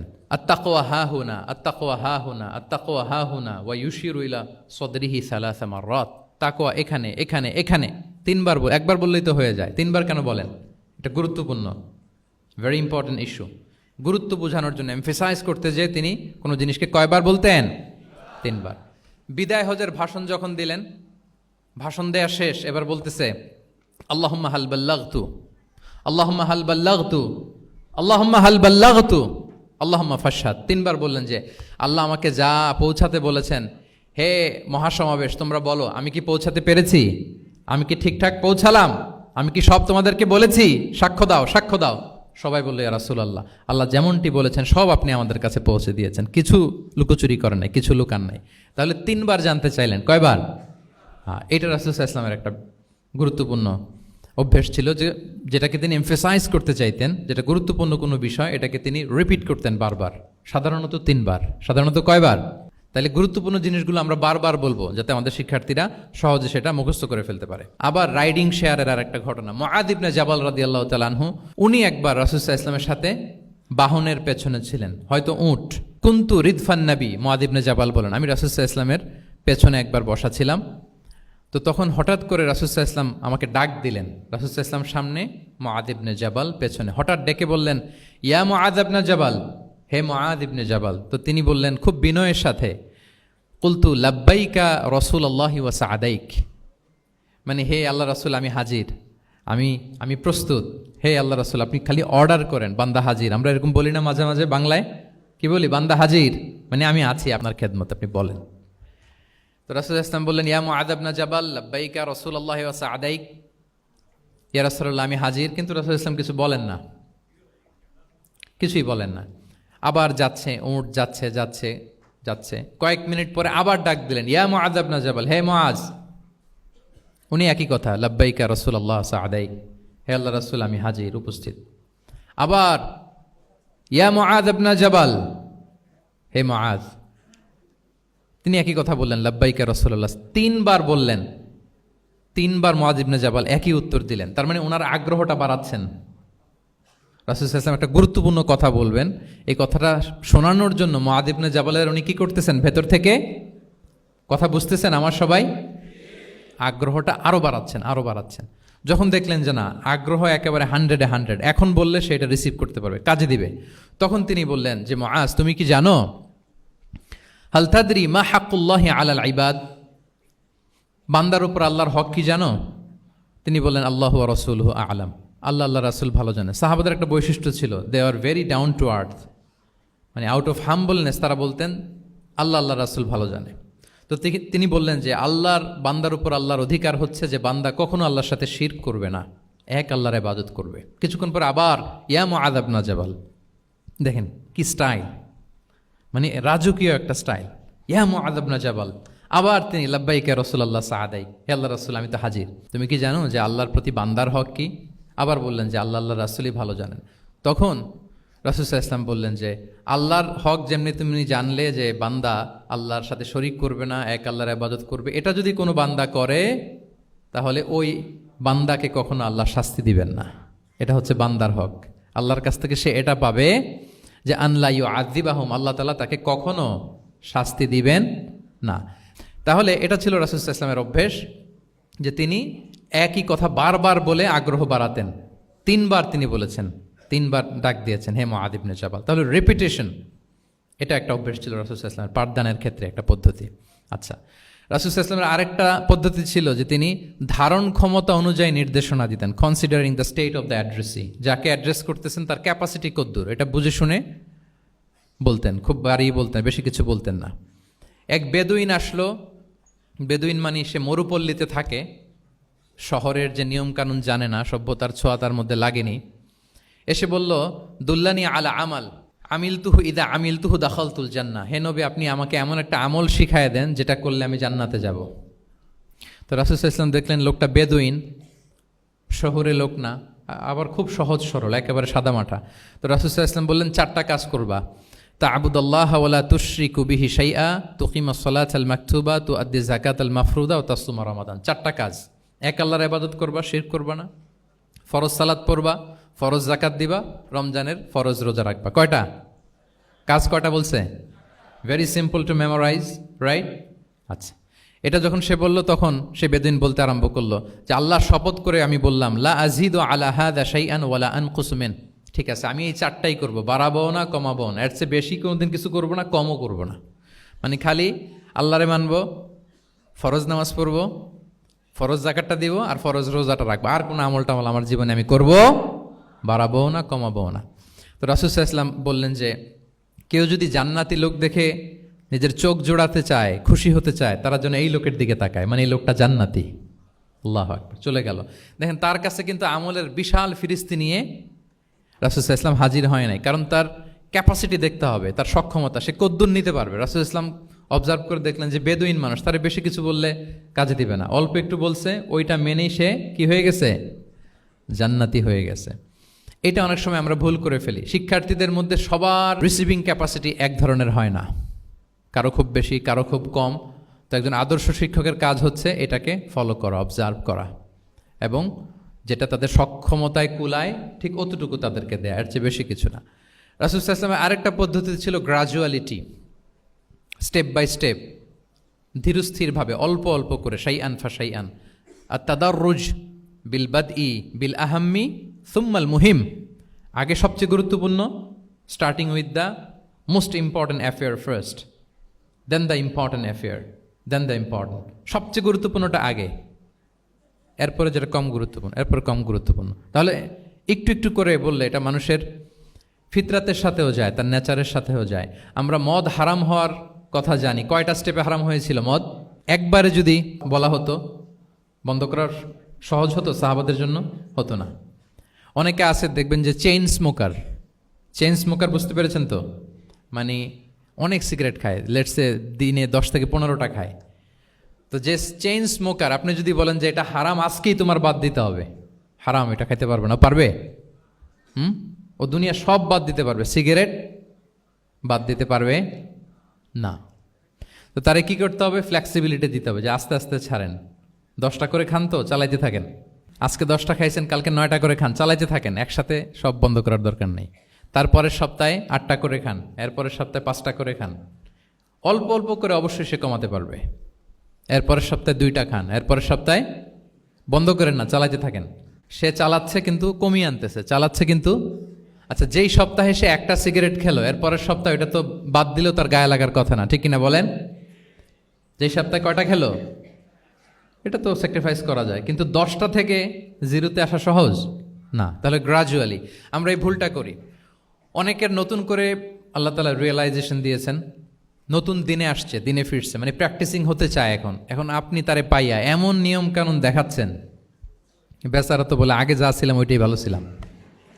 এরকম হয় না অনেক সময়? হ্যাঁ, ধরেন যে কোনো একজন নারী, সে হয়তো পর্দা মেনটেন করে না, একটু হিপ হপ স্টাইলে চলাফেরা করে। তো সে ভাবলো যে না, আমি তো অনেক ভুল করে ফেলছি, আমি সংশোধন হব, আমি প্র্যাকটিসিং হতে চাই। তা এখন যখন সে আপনার কাছে আসছে নাসিহাত নেওয়ার জন্য, আপনি যদি বলেন যে তোমার এই করতে হবে, বোরকা ঝুলাইতে হবে, হাত মোজা, পা মোজা, পারবে? এ বলবে আগে যা ছিলাম ভালোই ছিলাম। তাকে একটু একটু করে বোঝাতে হবে, মানে এই হেজাব এটা কেন, হ্যাঁ, কাভারিং আওরা এটা কেন, কেন এটা করতে, এটা বেনিফিটটা আগে বুঝালেন। যে Islam consider women as a queen, নারীকে ইসলাম কি হিসেবে কনসিডার করে? রানী হিসেবে। তো রানীর তো একটা ড্রেস কোড থাকবে, স্পেশাল পোশাক থাকবে, এগুলো বুঝাবেন। সে যাতে একটু নিজেকে গুছিয়ে চলে, শুরুর দিকে আপনি এই বার্তা দিতে পারেন যে একটু গুছিয়ে চলতে হবে। এরপর একটু শালীন পোশাকে যেন সে অভ্যস্ত হয়, এটা বললেন। সে যখন শালীন পোশাকে অভ্যস্ত, তারপরে হেজাবের ফজিলত বললেন, সে যেন হেজাব পরে। যখন সে হেজাব পরে, এরপরে তাকে নেকাবের কথা বললেন। এইভাবে আস্তে আস্তে তাকে বোঝাতে হবে। কিন্তু একবারে যদি সব চাপিয়ে দেন, বলেন তো আওয়াজ করে, সে কি ওটা রিসিভ করতে পারবে? কারণ এই যে গ্রাজুয়ালিটি আর তাদাররুজ, এই সিস্টেমটা আপনি ভায়োলেট করেছেন, করেন নাই। মুআয ইবনে জাবাল রাদিয়াল্লাহু তাআলা আনহুকে আল্লাহ রাসূল সাল্লাল্লাহু আলাইহি ওয়াসাল্লাম তিনি ইয়ামানের গভর্নর করে পাঠিয়েছেন। তো পাঠানোর আগে he was explaining a teaching guideline to his fellow সাহাবা। ওনাকে শিখাইতেছেন, তুমি যে যাবা মুআল্লিম হিসেবে, গভর্নর হিসেবে, কিভাবে দাওয়াতটা দিবে আগে শোনো। তিনি মুআয ইবনে জাবালকে বললেন, ইন্নাকা তা'তি কওমান মিন আহলিল কিতাব।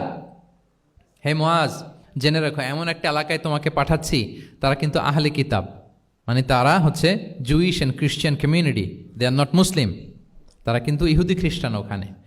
সো তুমি কিভাবে দাওয়াত দিবা? ফাদউহুম ইলা শাহাদাতি আন লা ইলাহা ইল্লাল্লাহ আন্না মুহাম্মাদুর রাসূলুল্লাহ। প্রথমে তাওহীদের দাওয়াত দিবা। আওয়াজ করে বলেন, প্রথমে দাওয়াত হবে কিসের? তাওহীদের। ফাইনহুম আতাউ লিযালিক, বাক্যটা খেয়াল করেন, যখন তারা এটা মেনে নিবে, এটাতে অভ্যস্ত, তারপর তুমি দাওয়াত দিবা যে আল্লাহ প্রতিদিন 5 ওয়াক্ত সালাত ফরজ করেছেন। কয় ওয়াক্ত? 5 ওয়াক্ত সালাত। আচ্ছা, ফাইনহুম আতাউ লিযালিক, যখন তারা 5 ওয়াক্তে সালাতে অভ্যস্ত হবে, তখন বলবা যে আল্লাহ তাআলা ধনীদের উপর যাকাত ফরজ করেছেন। ফাইনহুম আতাউ লিযালিক, যখন ওইটা মানবে, এরপরে বলবা রমজানের রোজা ফরজ করেছেন। সুবহানাল্লাহ, সুবহানাল্লাহ, আল্লাহু আকবার। তাহলে ধাপে ধাপে দেখেন, এই যে টিচিং গাইডলাইন তিনি দিচ্ছেন ওনার ফেলো সাহাবাকে, ফেলো ক্যাম্পেনিয়নকে, যে তুমি ইয়ামানে যে একবারে সব বিধান তুমি যা জানো, মনে করো না যে সবাই ওইটা মানবে।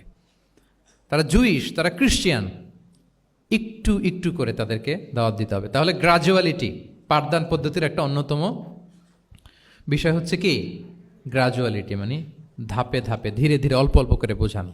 আচ্ছা, রাসূল সাল্লাল্লাহু আলাইহি ওয়াসাল্লাম মাঝে মাঝে কোনো কথার গুরুত্ব বোঝানোর জন্য শপথ করতেন। Drawing attention by making oath, শপথ করে কথার গুরুত্ব বোঝাতেন। তিনি বলতেন, ওয়াল্লাহি ইন্নী লা আস্তাগফিরুল্লাহ ওয়া আতুবু ইলাইহি ফিল ইয়াউমি আকসারা মিন ৭০ মাররা। আল্লাহর শপথ, আমি নবী প্রতিদিন ৭০ বারেরও বেশি তওবা ইস্তেগফার করি। কয়বারেরও বেশি? ৭০ বার। এই কথাটার তাওবা ইস্তেগফারের গুরুত্ব বোঝাতে যেয়ে তিনি শুরুতে বলেছেন ওয়াল্লাহি, আল্লাহর শপথ। এরকম অনেক হাদিসে পাওয়া যায়, তিনি বলেছেন ওয়াল্লাযী নাফসু মুহাম্মাদিন বিয়াদিহি, ওই সত্তার শপথ যার হাতে মুহাম্মাদের আত্মা। আবার মাঝে মাঝে বলেছেন ওয়াল্লাযী নাফসি বিয়াদিহি, ওই সত্তার শপথ যার হাতে আমার আত্মা। এভাবে বলে তিনি কথা শুরু করেছেন। যখন তিনি এরকম শপথ করতেন, তখন কথার গুরুত্ব বোঝা যেত। কি বোঝা যেত? গুরুত্ব বোঝা যেত। তাহলে শপথ করে মাঝে মাঝে তিনি জিনিস বোঝাতেন। আচ্ছা, আমরা আমাদের বিভিন্ন প্রেজেন্টেশন বা লেকচার বোঝানোর জন্য অনেক মিনস ইউজ করি না? আল ওয়াসাইল তালিমিয়া, এটাও কিন্তু রাসূল সাল্লাল্লাহু আলাইহি ওয়াসাল্লাম করতেন। আমরা কি কি করি? আমি তো জানি না আপনাদের আইএসসিতে ক্লাসরুমগুলো কেমন, নিশ্চয়ই সেখানে হোয়াইট বোর্ডে তো আছেন। হোয়াইট বোর্ডে কী দিয়ে লেখা হয়? মার্কার। আচ্ছা, প্রেজেন্টেশন স্লাইড মাঝে মাঝে ইউজ করেন না? বা টিচার করে কি না? তো সেটা কীভাবে করে? মাইক্রো প্রজেক্টর দিয়ে করে। এগুলো হচ্ছে আল ওয়াসাইল তালিমিয়া। তো রাসূল সাল্লাল্লাহু আলাইহি ওয়াসাল্লামের সময় তো এই স্লাইডও ছিল না, ডিজিটাল বোর্ডও ছিল না, হোয়াইট বোর্ডও ছিল না, হ্যাঁ, মার্কার ছিল না, ওইরকম কিছু ছিল না। তো উনি কি ইউজ করতেন? উনিও চমৎকার চমৎকার কিছু মাধ্যম ইউজ করতেন, আপনারা শুনলে অবাক হবেন। আপনাদের মনোযোগ আছে তো সবার, না? আচ্ছা, আমরা দেখি যে উনি কি কি ইউজ করতেন। উনি অনেক ধরনের ভিজুয়াল ডেমনস্ট্রেশন করতেন। ভিজুয়াল ডেমনস্ট্রেশন মানে যেটা আপনি চোখ দিয়ে দেখে শিখে ফেলবেন, বুঝে যাবেন। হ্যাঁ, visual demonstration. Physical gesture use করে এটা করতেন। ফিজিক্যাল জেস্চার, অঙ্গভঙ্গি, বাংলা কি বলে? অঙ্গভঙ্গি। রাসূল সাল্লাল্লাহু আলাইহি ওয়াসাল্লাম, এটাতে তো আর কিছু আধুনিক বিজ্ঞান, আইটি তো লাগতেছে না, কি বলেন? আমার হাত পা দিয়ে আমি একটা কিছু বোঝাচ্ছি। তো রাসূল সাল্লাল্লাহু আলাইহি ওয়াসাল্লাম কিন্তু এটা করতেন। একবার তিনি ইয়াতিমের রক্ষণাবেক্ষণ যারা করে তাদের মর্যাদা কত, ফজিলত কত, এটা বোঝাতে যে একবার তিনি বলতেছেন, আনা ওয়া কাফিলুল ইয়াতিমি ফিল জান্নাতি কাহাতাইন, আমি এবং এতিমের রক্ষণাবেক্ষণকারী জান্নাতে ঠিক এইভাবে থাকবো। এইভাবে থাকবো মানে খুব কাছাকাছি থাকবো। He will be my neighbour, very close neighbour. এবং বোঝাতে যে এই যে উস্তা আর সাব বাবা, দুই আঙ্গুল এভাবে, এই আঙ্গুল থেকে এই আঙ্গুলের দূরত্ব কতটুকু? 1 মাইল নাকি? কত?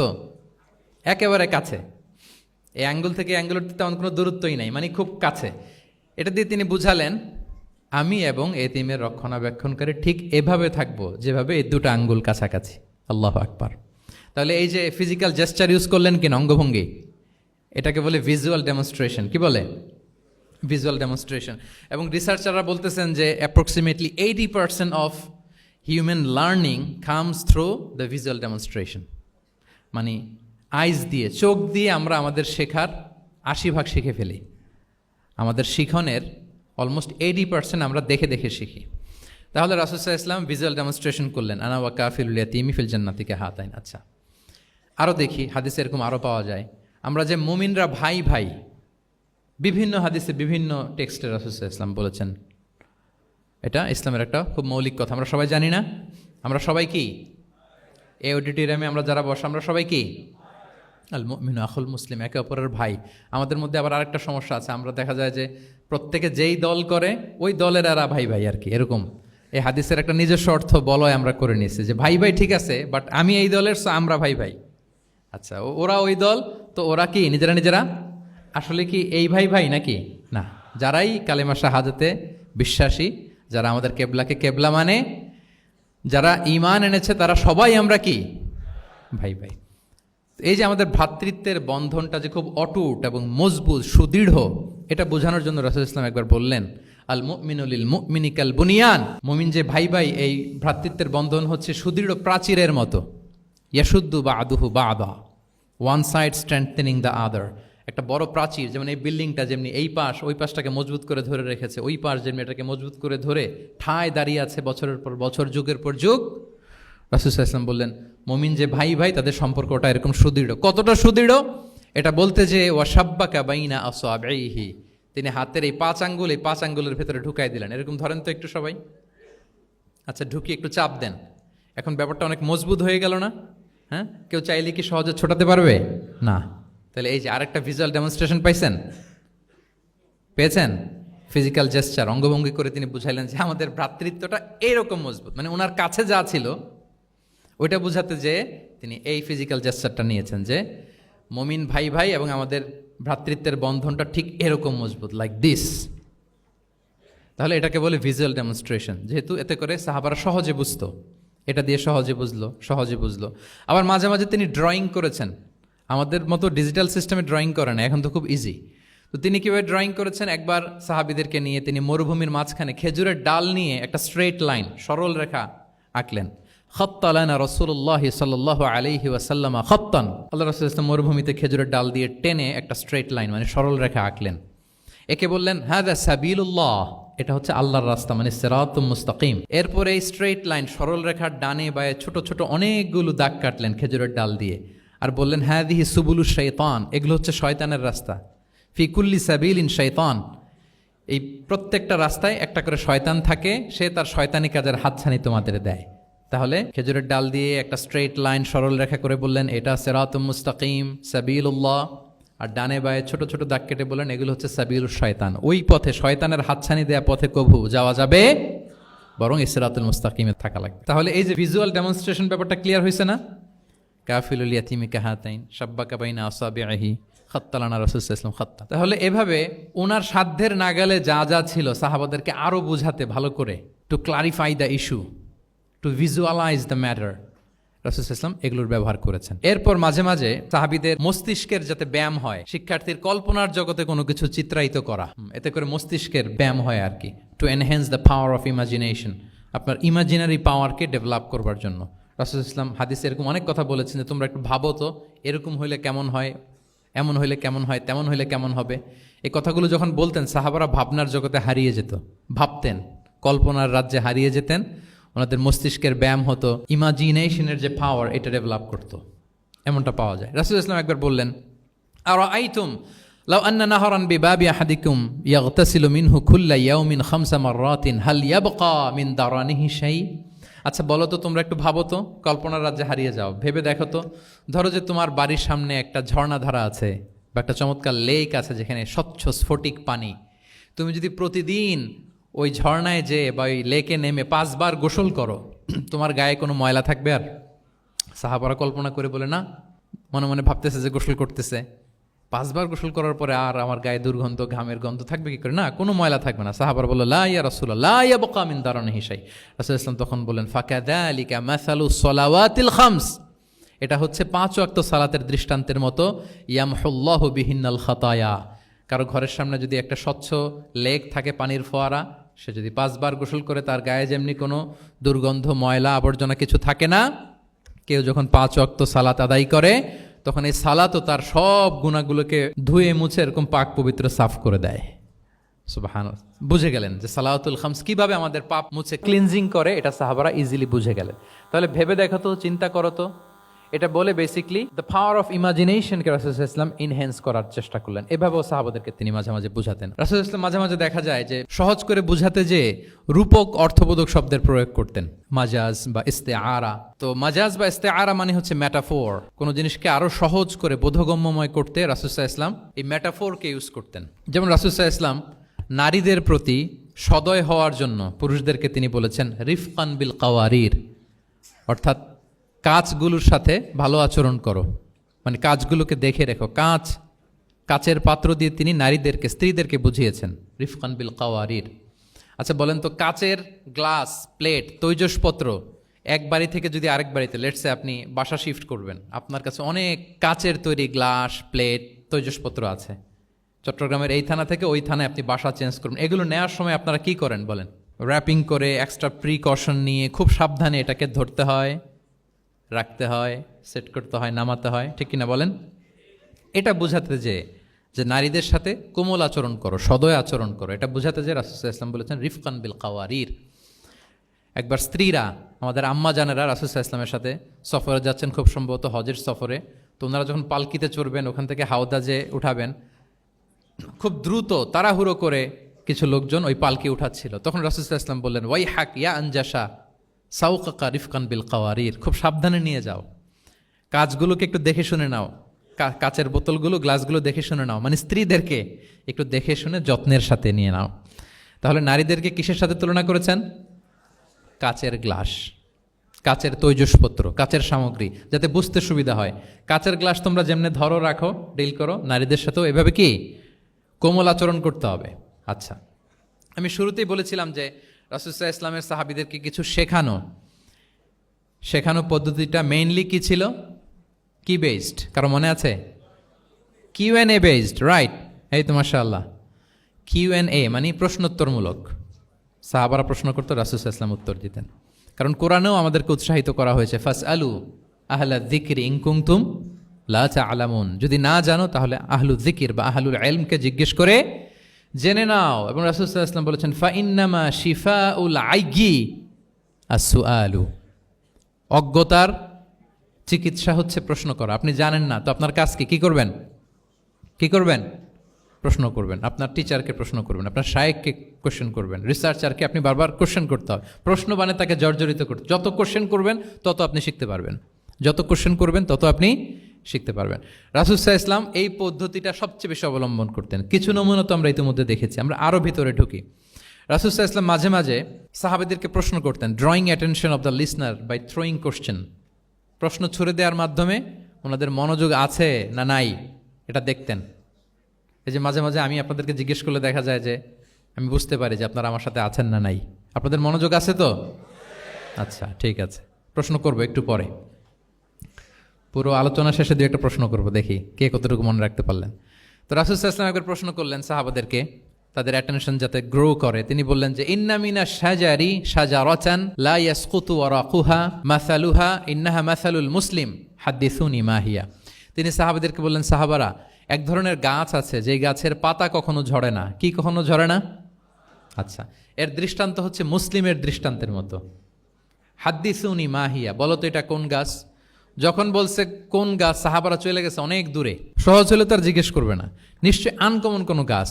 এবার ভাবতেছে, দেখি তো খাইবারে গেছিলাম, খাইবারের আশেপাশে কি গাছ আছে। ওই যে তাবুকে ঘুরে আসলাম, তাবুকের পথিমধ্যে ক্যাকটাস, গুলমলতা, আরবের কি কি গাছ। ঘুরতে ঘুরতে সবাই দেখেছে না ওগুলোর তো পাতা ঝরে। খুঁজতে খুঁজতে সারা দুনিয়া খুঁজে ফেলতেছে সাহাবারা, কিন্তু ওনাদের নিজেদের জাতীয় গাছ যেটা, ঘরের পিছনে যে গাছের সারি সারি, যেই গাছের ফল খেয়ে ওনারা জীবন ধারণ করেন, যেটা ওনাদের সমাজ, রীতি ঐতিহ্য ট্র্যাডিশনের সাথে জড়িত, ওই গাছের নামে ভুলে গেছে, ওইটা মনে করতে পারতেছে, সবাই দূরে চলে গেছে। হাদিসে এসেছে ফাওয়াকা আন্না সুফি সাজারিল বাওয়াদি, দূর দূরান্তের গাছ নিয়ে ভাবতেছে, ভেবে ভেবে হয়রান, কেউ বলতে পারে না। তখন বাধ্য হয়ে রাসূল সাল্লাল্লাহু আলাইহি ওয়াসাল্লামকে বলল, ইয়া রাসূলুল্লাহ আপনি একটু আমাদেরকে বলে দেন যে ইয়া রাসূলুল্লাহ হাদ্দিস না মাহিয়া, এটা কোন গাছ? তখন রাসূল সাল্লাল্লাহু আলাইহি ওয়াসাল্লাম বললেন ইন্নাহা নাখলা, খেজুর গাছ। খেজুর গাছের পাতা পড়ে না, ডাল টেনেও ছিঁড়া যায় না, খুব কষ্ট। তো এটার দৃষ্টান্ত মুসলিমের দৃষ্টান্তের ন্যায়। তাহলে কোনো সাহাবারা পারলেন না।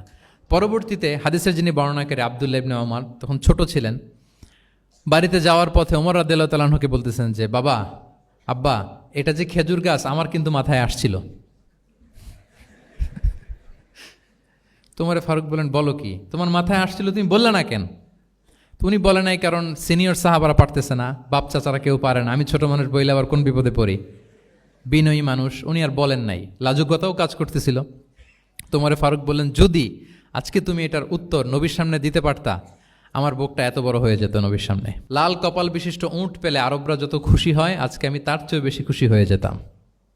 তাহলে ওমরে ফারুক রাদিয়াল্লাহু তাআলা আনহু আর ছেলে আব্দুল্লাহ ইবনে ওমর, উনি এটার উত্তর ধরতে পারছেন, কিন্তু উনি বলেন নাই। তাহলে দেখেন রাসূল সাল্লাল্লাহু আলাইহি ওয়াসাল্লাম এরকম কোশ্চেন করতেন, কোশ্চেন করে তারপরে উত্তরটা বলতেন, এতে আর মানুষ ভুলে না। বাংলা একটা কথা আছে যে শিখেছ কোথায়, ঠেকেছি যেথায়। জিজ্ঞেস করছে, পারি না, মনে আসে না, হঠাৎ করে যখন উত্তরটা বলে, এইটা যেরকম মনে থাকে আজীবন, অন্য কিছু থাকবে না। একটু যদি ঠেকে ঠেকে পারতেছি না, বুঝতেছি না, এরপর যখন বুঝায় দেওয়া হয়, ভালো করে শিখে নেই, এইটা আজীবন মনে থাকে ব্রেইনে। এই পদ্ধতিটা রাসূল সাল্লাল্লাহু আলাইহি ওয়াসাল্লাম অবলম্বন করতেন। প্রশ্ন করে অপারক করে দিতেন, কেউ পারে না, এরপর রাসূল সাল্লাল্লাহু আলাইহি ওয়াসাল্লাম বুঝিয়ে বলতেন, সবার একেবারে ব্রেইনের মধ্যে, মস্তিষ্কে এটা গেঁথে যেত। তাহলে প্রশ্ন ছুটতেন। আচ্ছা, এরকম অনেক হাদিস আপনারা পাবেন রাসূল সাল্লাল্লাহু আলাইহি ওয়াসাল্লাম প্রশ্ন করে তারপরে উত্তর দিয়েছেন। আতাদরুনা মাল গীবা, তোমরা কি জানো গীবত কি? সাহাবারা বলে, আল্লাহ আল্লাহ রাসূল ভালো জানেন। যিকরাকা আখাকা বিমা ইয়াকরা, বলে দিলেন। আতাদরুনা মানিল মুফলিস, তোমরা কি জানো মুফলিস কে? এইভাবে প্রশ্ন করতে করতে সাহাবাদেরকে শিখাতেন। আচ্ছা, আল্লাহ রাসূল সাল্লাল্লাহু আলাইহি ওয়াসাল্লামের আরেকটা অভ্যেস ছিল প্রশ্নের পিঠে প্রশ্ন ছুড়ে দেওয়া। মানে কোনো সাহাবী যদি প্রশ্ন করতো, রাসূল সাল্লাল্লাহু আলাইহি ওয়াসাল্লাম তো উত্তর দিয়ে জানিয়ে দিতেন। মাঝে মাঝে জানিয়ে না দিয়ে প্রশ্নের পিঠে আবার উনি কি করতেন? প্রশ্ন ছুড়ে দিতেন। এটাও পাওয়া যায়। আচ্ছা, এক সাহাবী এসে বলল, ইয়া রাসূলুল্লাহ মাতা সাআ, হে নবী কিয়ামত কখন হবে? রাসূল সাল্লাল্লাহু আলাইহি ওয়াসাল্লাম কখন হবে উত্তর না দিয়ে প্রশ্ন করলেন, ওয়া মাযা আ'দাত্তা লাহা, কিয়ামতের তোমার কি প্রিপারেশন, আগে ওইটা বলো। কিয়ামত কবে হবে জানার জন্য এত ব্যতিব্যস্ত, আগে বলো হোয়াটস ইউর প্রিপারেশন ফর কিয়ামা, তোমার কি প্রস্তুতি? তাইলে আরেকটা প্রশ্ন। প্রশ্নের বিপরীতে উনি উত্তর না দিয়ে উনি আবার কি করলেন? সবাই বলুন তো, উনি আবার কি করলেন? উনি নিজে আবার প্রশ্ন করলেন। তুমি জিজ্ঞেস করলে কিয়ামত কবে, তুমি বলো কিয়ামতের প্রিপারেশন কি নিচ্ছ বলো। তো সে বলে যে লা শাই ইয়া রাসূলুল্লাহ, আমার কোনো প্রিপারেশন নাই, ইল্লা আন্নী উহিব্বুল্লাহ ওয়া রাসূলাহ, শুধু একটা জিনিসই আছে যে আমি আল্লাহ এবং আল্লাহর রাসূলকে ভালোবাসি। রাসূল সাল্লাল্লাহু আলাইহি ওয়াসাল্লাম বললেন, আনতা মা আমান আহবাবতা, তুমি যাদেরকে ভালোবাসো তাদের সাথেই জান্নাতে থাকবে। আল্লাহ আল্লাহ রাসূলকে ভালোবাসো, তাদের সাথে তুমি কই থাকবে? জান্নাতে থাকবে। তাহলে প্রশ্নের পিঠে প্রশ্ন ছুড়ে দেওয়া। এরপর একই প্রশ্নের জবাবে ভিন্ন ভিন্ন জনকে ভিন্ন ভিন্ন উত্তর দিয়েছেন রাসূল সাল্লাল্লাহু আলাইহি ওয়াসাল্লাম। এটাকে এডুকেশনের ভাষায় বলে পার্সোনালাইজেশন। কি বলে? মানে যার যেটা লাগবে। শিক্ষক ভালো বুঝে, কয়েকটা ক্লাস নিলে উনি বুঝে ফেলে যে কার রিসিভিং ক্যাপাসিটি কতদূর, কার কোনটাতে ঘাটতি, কার কোনটাতে সমস্যা। একজন আদর্শ শিক্ষক, একজন চৌকস শিক্ষক, তিনি খুব সহজে এটা ধরে ফেলেন। তো রাসূল সাল্লাল্লাহু আলাইহি ওয়াসাল্লাম হি was a very good observer. তিনি বুঝে ফেলতেন যে কার কোনটায় ঘাটতি। ফলে একই প্রশ্নের উত্তর উনি এক একজনকে এক একভাবে দিতেন। কেন? Based on the need of the addressee, যার যেটা দরকার ওইটার উপর গুরুত্ব আরোপ করে, যার যেটাতে ঘাটতি আছে সেটাতে গুরুত্ব আরোপ করে তিনি এক একজনকে কী করতেন? এক এক রকম উত্তর। অনেক সাহাবারা এরকম প্রশ্ন করেছেন যে আইয়ুল আ'মালি আফদাল ইয়া রাসূলুল্লাহ, সবচেয়ে শ্রেষ্ঠ আমল কোনটা? তিনি এক একজনকে এক একটা বলেছেন। কখনো বলেছেন যে আল্লাহর উপর ঈমান আনা, আল ঈমানু বিল্লাহি ওয়াহদা। কাউকে বলেছেন যে আল জিহাদ ফি সাবিলিল্লাহ, কাউকে বলেছেন আস-সালাতু ফি ওয়াক্তিহা, অন টাইমে সালাত পড়া। তার মানে যার যেটাতে ঘাটতি ছিল। কাউকে বলেছেন বিররুল ওয়ালিদাইন, কারণ তিনি দেখেছেন তার সাথে তার মা বাবার সম্পর্কে একটু ঘাটতি আছে, তারা এটা বলি, কারণ সবগুলোই ভালো কাজ, সবগুলোই কি ভালো কাজ। তাহলে যার যেটাতে ঘাটতি আছে সেটাতে গুরুত্ব আরোপ করা, এটা রাসূল সাল্লাল্লাহু আলাইহি ওয়াসাল্লাম করেছেন। মাঝে মাঝে রাসূল সাল্লাল্লাহু আলাইহি ওয়াসাল্লাম সাহাবীদেরকে, মানে শিক্ষার্থীদেরকে উত্তর জানার জন্য ব্যাপকভাবে আগ্রহী করে তুলতেন।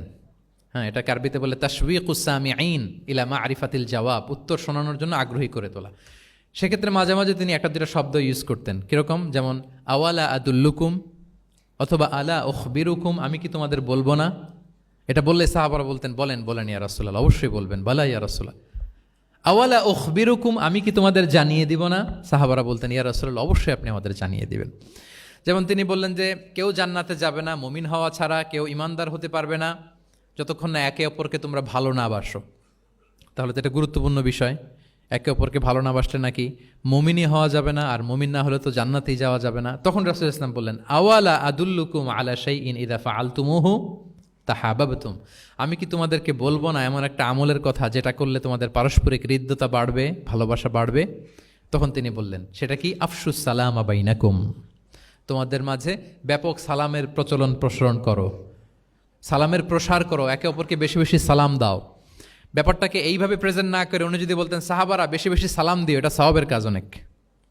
এটা হচ্ছে একটা প্রেজেন্টেশন। আর একটা হচ্ছে এমনভাবে এটাকে উপস্থাপন করা যে মুমিন না হলে জান্নাতে যাবা না, আর একে অপরকে ভালো না বাসলে মুমিন হতে পারবে না। তোমরা কি জানো কি করলে একে অপরের মধ্যে ভালোবাসা বাড়ে?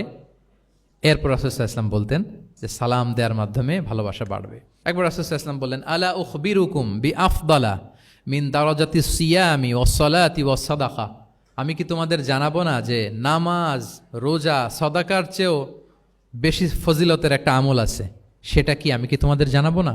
সাহাবারা বললেন ক্বালু বালা ইয়া রাসূলুল্লাহ, হে আল্লাহর রাসূল অবশ্যই জানাবেন, অবশ্যই জানাবেন। কারণ নামাজের চেয়েও বেশি গুরুত্বপূর্ণ, সাদাকার চেয়েও বেশি গুরুত্বপূর্ণ, সিয়ামের চাইতেও বেশি গুরুত্বপূর্ণ আমল, সেটা কি। তখন রাসূল সাল্লাল্লাহু আলাইহি ওয়াসাল্লাম বললেন সেটা হচ্ছে ইসলাহু যাতিল বাইন, বিবাদমান দুই গ্রুপকে মিলিয়ে দেয়া, বিবাদমান দুই ব্যক্তিকে মিলিয়ে দেয়া। এটা নফল নামাজ, নফল সাদাকা, নফল রোজার চেয়েও বেশি কি ফজিলতপূর্ণ, বেশি গুরুত্বপূর্ণ। আমরা তো মনে করি শুধু নামাজ পড়লেই বোধহয় আমি অনেক সওয়াব পেলাম, রোজা রাখলেই সওয়াব পেলাম, শুধু জিকির করলে সাদাকা করলেই সওয়াব পেলাম। কিন্তু রাসূল সাল্লাল্লাহু আলাইহি ওয়াসাল্লাম বলেন যে দুইজনের মধ্যে একটু মনোমালিন্য তুমি মিলিয়ে দাও, এটা এর চেয়েও বেশি সওয়াবের। আল্লাহু আকবার।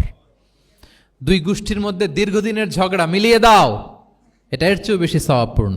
রাসূল সাল্লাল্লাহু আলাইহি ওয়াসাল্লাম মক্কা থেকে মদিনায় যেয়ে কি করেছেন, আউস এবং খাজরাজের দীর্ঘদিনের যুদ্ধ 1 ঘন্টার মধ্যে কি settle down. He was a very good mediator and arbitrator, চমৎকার মধ্যস্থতা করতে জানতেন তিনি। তাহলে এইভাবে উত্তর জানার জন্য শিক্ষার্থীদেরকে আগ্রহী করে তুলতেন। আচ্ছা, আরেকটা পদ্ধতি ছিল অবজারভেশন অ্যান্ড কারেকশন। রাসূল সাল্লাল্লাহু আলাইহি ওয়াসাল্লাম, আমি আলোচনার শুরুতেই বলেছি, হি was a very good observer, চমৎকার পর্যবেক্ষণ করতেন এবং সংশোধন দিতেন। কে কি করছেন এটা খেয়াল রাখতেন, মানে চোখ কান খোলা রাখতেন। বাংলা আমরা কি বলি, চোখ কান খোলা রাখা। মসজিদে নববীতে এরকম ভুরি ভুরি পাবেন যে রাসূল সাল্লাল্লাহু আলাইহি ওয়াসাল্লাম কে কি করতেছে অবজার্ভ করতেছে, ওইটার উপর বেস করে তাকে নাসিহা করতেছে। একটা বিখ্যাত হাদিস তো আপনারা জানেন, রাসূল সাল্লাল্লাহু আলাইহি ওয়াসাল্লাম বসা, এক বেদুইন আসলো, এসে তার উটটা মসজিদে নববীতে বাঁধলো, বেদে 2 রাকাত নামাজ পড়লো, নামাজ পড়ে হাত তুলে আল্লাহর কাছে দোয়া করে, ইয়া আল্লাহ আল্লাহুম্মা আরহামনি ওয়া মুহাম্মাদা ওয়ালা তারহাম মা'ানা আহাদা, মানে ও আল্লাহ তুমি শুধু আমারে রহম করো আর মুহাম্মদ সাল্লাল্লাহু আলাইহি ওয়াসাল্লামের রহম করো, আমাদের দুইজনের সাথে আর কাউরে রহম করো না তুমি। বেদুইন তো কি, বেদুইন, মরুপল্লীতে বসবাস। আদাবুদ দোয়া, দ্য এটিকেটস অফ দোয়া, দোয়ার যে একটা আদব আছে, অন্যের জন্য দোয়া করলে যেটা নিজের লাভ, এগুলো তো জানে না। আল্লাহ তুমি আমারে মাফ করো, মুহাম্মদ সাল্লাল্লাহু আলাইহি ওয়াসাল্লামের মাফ করো, আমাদের ছাড়া আর কাউরে মাফ করো না, কাউরে রহম করো না। এটা রাসূল সাল্লাল্লাহু আলাইহি ওয়াসাল্লাম দূর থেকে বসে বসে অবজার্ভ করছেন আর বললেন, হায় রে, লোকটা একটা প্রশস্ত জিনিসকে সংকীর্ণ বানায় ফেললো। গোটা বিশ্বের সবাইকে যদি আল্লাহ ক্ষমা করে, রহম করে, আল্লাহর রহমের দরিয়ায় কোনো ঘাটতি হবে বলেন তো? হবে? একটা প্রশস্ত বিষয়কে সে সংকীর্ণ করে ফেললো। এরপর কতটা সে বেদুইন, কি প্রকৃতির ছিল দেখেন। দোয়া টোয়া শেষে মসজিদে নববীর মাঝখানে বসে পেশাব করা আরম্ভ করছে। বিখ্যাত হাদিস জানেন, সবাই মারতে গেল, রাসূল সাল্লাল্লাহু আলাইহি ওয়াসাল্লাম থামালেন, বললেন পানি ঢেলে দাও, আর তাকে ডেকে বললেন, দেখো তুমি যে এখানে এই কাজটা করলা, প্রস্রাব করলা, এটা আমাদের এই মদিনার কমিউনিটির ইবাদতগাহ। এখানে এই কমিউনিটির লোকেরা নামাজ পড়ে, আল্লাহর জিকির করে, আল্লাহর কিতাব তেলাওয়াত করে, এটা কি ঠিক হলো তোমার? সে তো লজ্জায় অনুতপ্ত হয়ে কাচুমাচু। তাহলে এই যে অবজারভেশন করতেন এবং কারেকশন করতেন। আবার একদিন মসজিদে নববীতে বসা এক সাহাবী এসে নামাজ পড়লেন। নামাজ রাসূল সাল্লাল্লাহু আলাইহি ওয়াসাল্লাম দূর থেকে দেখতেছেন লোকটা কি করে। নামাজ পড়লো 2 রাকাত, পরে এসে নবীকে সালাম দিল। রাসূল সাল্লাল্লাহু আলাইহি ওয়াসাল্লাম সালামের উত্তর দিয়ে বললেন, ইরজি' ফাসাল্লি ফা ইন্নাকা লাম তুসাল্লি, যাও আবার পড়ো, কারণ তুমি নামাজ পড়ো নাই, মানে নামাজটা ঠিক মতো হয় নাই। ইউ ডিডন্ট অফার ইউর সালাহ in a correct way, proper manner. ওই সাহাবি যে আবার 2 রাকাত পরে আসলেন, রাসূল ইসলাম একই কথা বললেন, ইরজি সল্লি ফা ইন্নাকা লাম তুসল্লি, হয়নি নামাজ, আবার পড়ো। আবার পরে আসলেন, আবারও একই কথা। এখন 3 বার পড়ার পরেও যখন হয় না, বেচারা ভাবলেন আবার যে পড়লে তো একই হবে, আমি তো এটাই জানি। তিনি বললেন, মা উহসিনু গায়রাহ, ইয়া রাসূল, এর চেয়ে ভালো আমি আর পারি না, ফা আল্লিমনি ইয়া রাসূলুল্লাহ, হে নবী আমাকে একটু শিখিয়ে দেন কিভাবে পড়ব। রাসূল সাল্লাল্লাহু আলাইহি ওয়াসাল্লাম বললেন, যখন নামাজে দাঁড়াবে, আল্লাহু আকবার বলে দাঁড়াবে, এরপর কোরআন থেকে যা সহজ লাগে পড়বে, তাড়াহুড়ো করবে না। কি করবে না? সবাই বলেন, কি করবে না? নামাজে কোনো তাড়াহুড়ো নাই, no rushing in salah, no hastiness in salah. নামাজে আমরা খুব তাড়াহুড়ো করি, এটা নামাজের যে প্রাণ, সালাতের প্রাণকে, রূহকে নষ্ট করে দেয়। যখন রুকুতে যাবে, স্ট্রেইট ফরওয়ার্ড রুকু করবে, হাত্তা তাতমা ইন্না রাকিআন। রাসূল সাল্লাল্লাহু আলাইহি ওয়াসাল্লামের রুকুর পিঠটা ছিল একেবারে স্ট্রেইট, এই টেবিলটা যেরকম স্ট্রেইট, এরকম স্ট্রেইট। লাউ সাব্বা আলাইহিল মা লাস্তাকার, পানি ভর্তি একটা বোতল যদি রাসূল সাল্লাল্লাহু আলাইহি ওয়াসাল্লামের রুকু দেয়া পিঠের উপর রাখতো, পানিটাও পড়তো না, বোতলটাও পড়তো না, স্ট্রেইট। এরকম উদাহরণ দিয়ে সাহাবারা বলতেন যে এত স্ট্রেইট রুকুর পিঠ যে পানি ভর্তি গ্লাস রাখলে পানিটাও কাঁপবে না, বোতলটাও পড়বে না। রাসূল সাল্লাল্লাহু আলাইহি ওয়াসাল্লাম বলতেন, সবচেয়ে বড় চোর যারা নামাজে চুরি করে। সাহাবারা বললেন, এটা আবার কিভাবে? তিনি বললেন, লা ইউতিম্মু রুকুআহু ওয়া সুজুদাহ, তারা নামাজের চোর যারা রুকু সেজদা ঠিক মতো করে না। তো বললেন যে রুকু থেকে আবার স্ট্রেট হয়ে দাঁড়াবে, যখন সিজদায় যাবে ইতমিনানের সাথে, উইথ রিল্যাক্সেশন। নামাজের মধ্যে কি থাকবে? রিল্যাক্সেশন থাকবে। যখন বললেন যে এই 1 রাকাত যেমনি তোমাকে শিখালাম, সব নামাজ তুমি এইভাবে পড়বা, উইথ রিল্যাক্সেশন, নো রাশিং, তখন সাহাবী শিখে গেলেন। তাহলে এই যে অবজারভেশন অ্যান্ড কারেকশন, দেখতেন হোয়াটস গোয়িং অন অ্যারাউন্ড, কি হচ্ছে, ভুল হলেই শুধরে দিতেন। হজের দিন উনি ওটের সামনে বসা, পেছনে ফদল ইবনে আব্বাস রাদিয়াল্লাহু তাআলা আনহু, আব্দুল্লাহ ইবনে আব্বাসের ভাই, রাসূল সাল্লাল্লাহু আলাইহি ওয়াসাল্লামের কাজিন, রাসূল সাল্লাল্লাহু আলাইহি ওয়াসাল্লামের কি কাজিন। তো রাসূল সাল্লাল্লাহু আলাইহি ওয়াসাল্লাম বিভিন্ন মাসআলার উত্তর দিচ্ছেন। কি করতেছেন? মাসআলার উত্তর দিচ্ছেন। রাসূল সাল্লাল্লাহু আলাইহি ওয়াসাল্লাম হজ করেছিলেন কয়টা বলেন তো দেখি, কে জানে? হ্যাঁ, মাত্র একটা করছে। ঠিকঠাক আছে তো উত্তর? সবাই বলেন, কয়টা হজ করেছিলেন? হ্যাঁ, আসলে রাসূল সাল্লাল্লাহু আলাইহি ওয়াসাল্লাম কেবলমাত্র জীবনে কয়টা হজ করেছেন? একটা হজ করেছেন, 4টা উমরা করেছেন। আচ্ছা, এবার যেহেতু একটা হজ করেছেন, মানুষের অনেক ভুল হয়ে যাওয়া তো খুব স্বাভাবিক, কি বলেন? স্বাভাবিক না? স্বাভাবিক। ফলে 10 জিল হজ, যেটা ভেরি হ্যাকটিক ডে, একদিনে অনেক কাজ করতে হয়, 5টা কাজ। জামরায় স্টোনিং করতে হয়, পাথর মারো, স্লটার করো, প্রাণী জবাই করো, মাথার চুল ফেলে দাও, আবার চলে যায় মক্কায়, ফরজ তাওয়াফ করো, সাই করো, ফিরে আসো। তো এই যে 5টার সিকোয়েন্স অনেকে রাখতে পারে না, ভুল করে ফেলে। এখন 1400 বছর পরে, মুআল্লিমরা এত তালিমের পরেও আমরা ভুল করে ফেলি। তাহলে ওই সময় কি হয়েছিল বলেন? ওটা ছিল প্রথম হজ। তো রাসূল সাল্লাল্লাহু আলাইহি ওয়াসাল্লাম জানেন আজকে তো অনেক ভুল করবে, তিনি আকাবা, মিনার পাশে আকাবার এখানে হেল্পলাইন সার্ভিস চালু করছেন, মানে নিজে দাঁড়ায় আছেন, দেখি কার কি ভুল হয় জিজ্ঞেস করলে মাসালা বলে দেব। সুবহানাল্লাহ। তো এসে একজন বলে যে, ইয়া রাসূলুল্লাহ, আমি তো ওই আগে কুরবানি পরে চুল কাটা, আমি আগে চুল কেটে ফেলছি। রাসূল সাল্লাল্লাহু আলাইহি ওয়াসাল্লাম বলে, ইফআল ওয়ালা হারাজ, ওকে, কোনো সমস্যা নেই, যাও।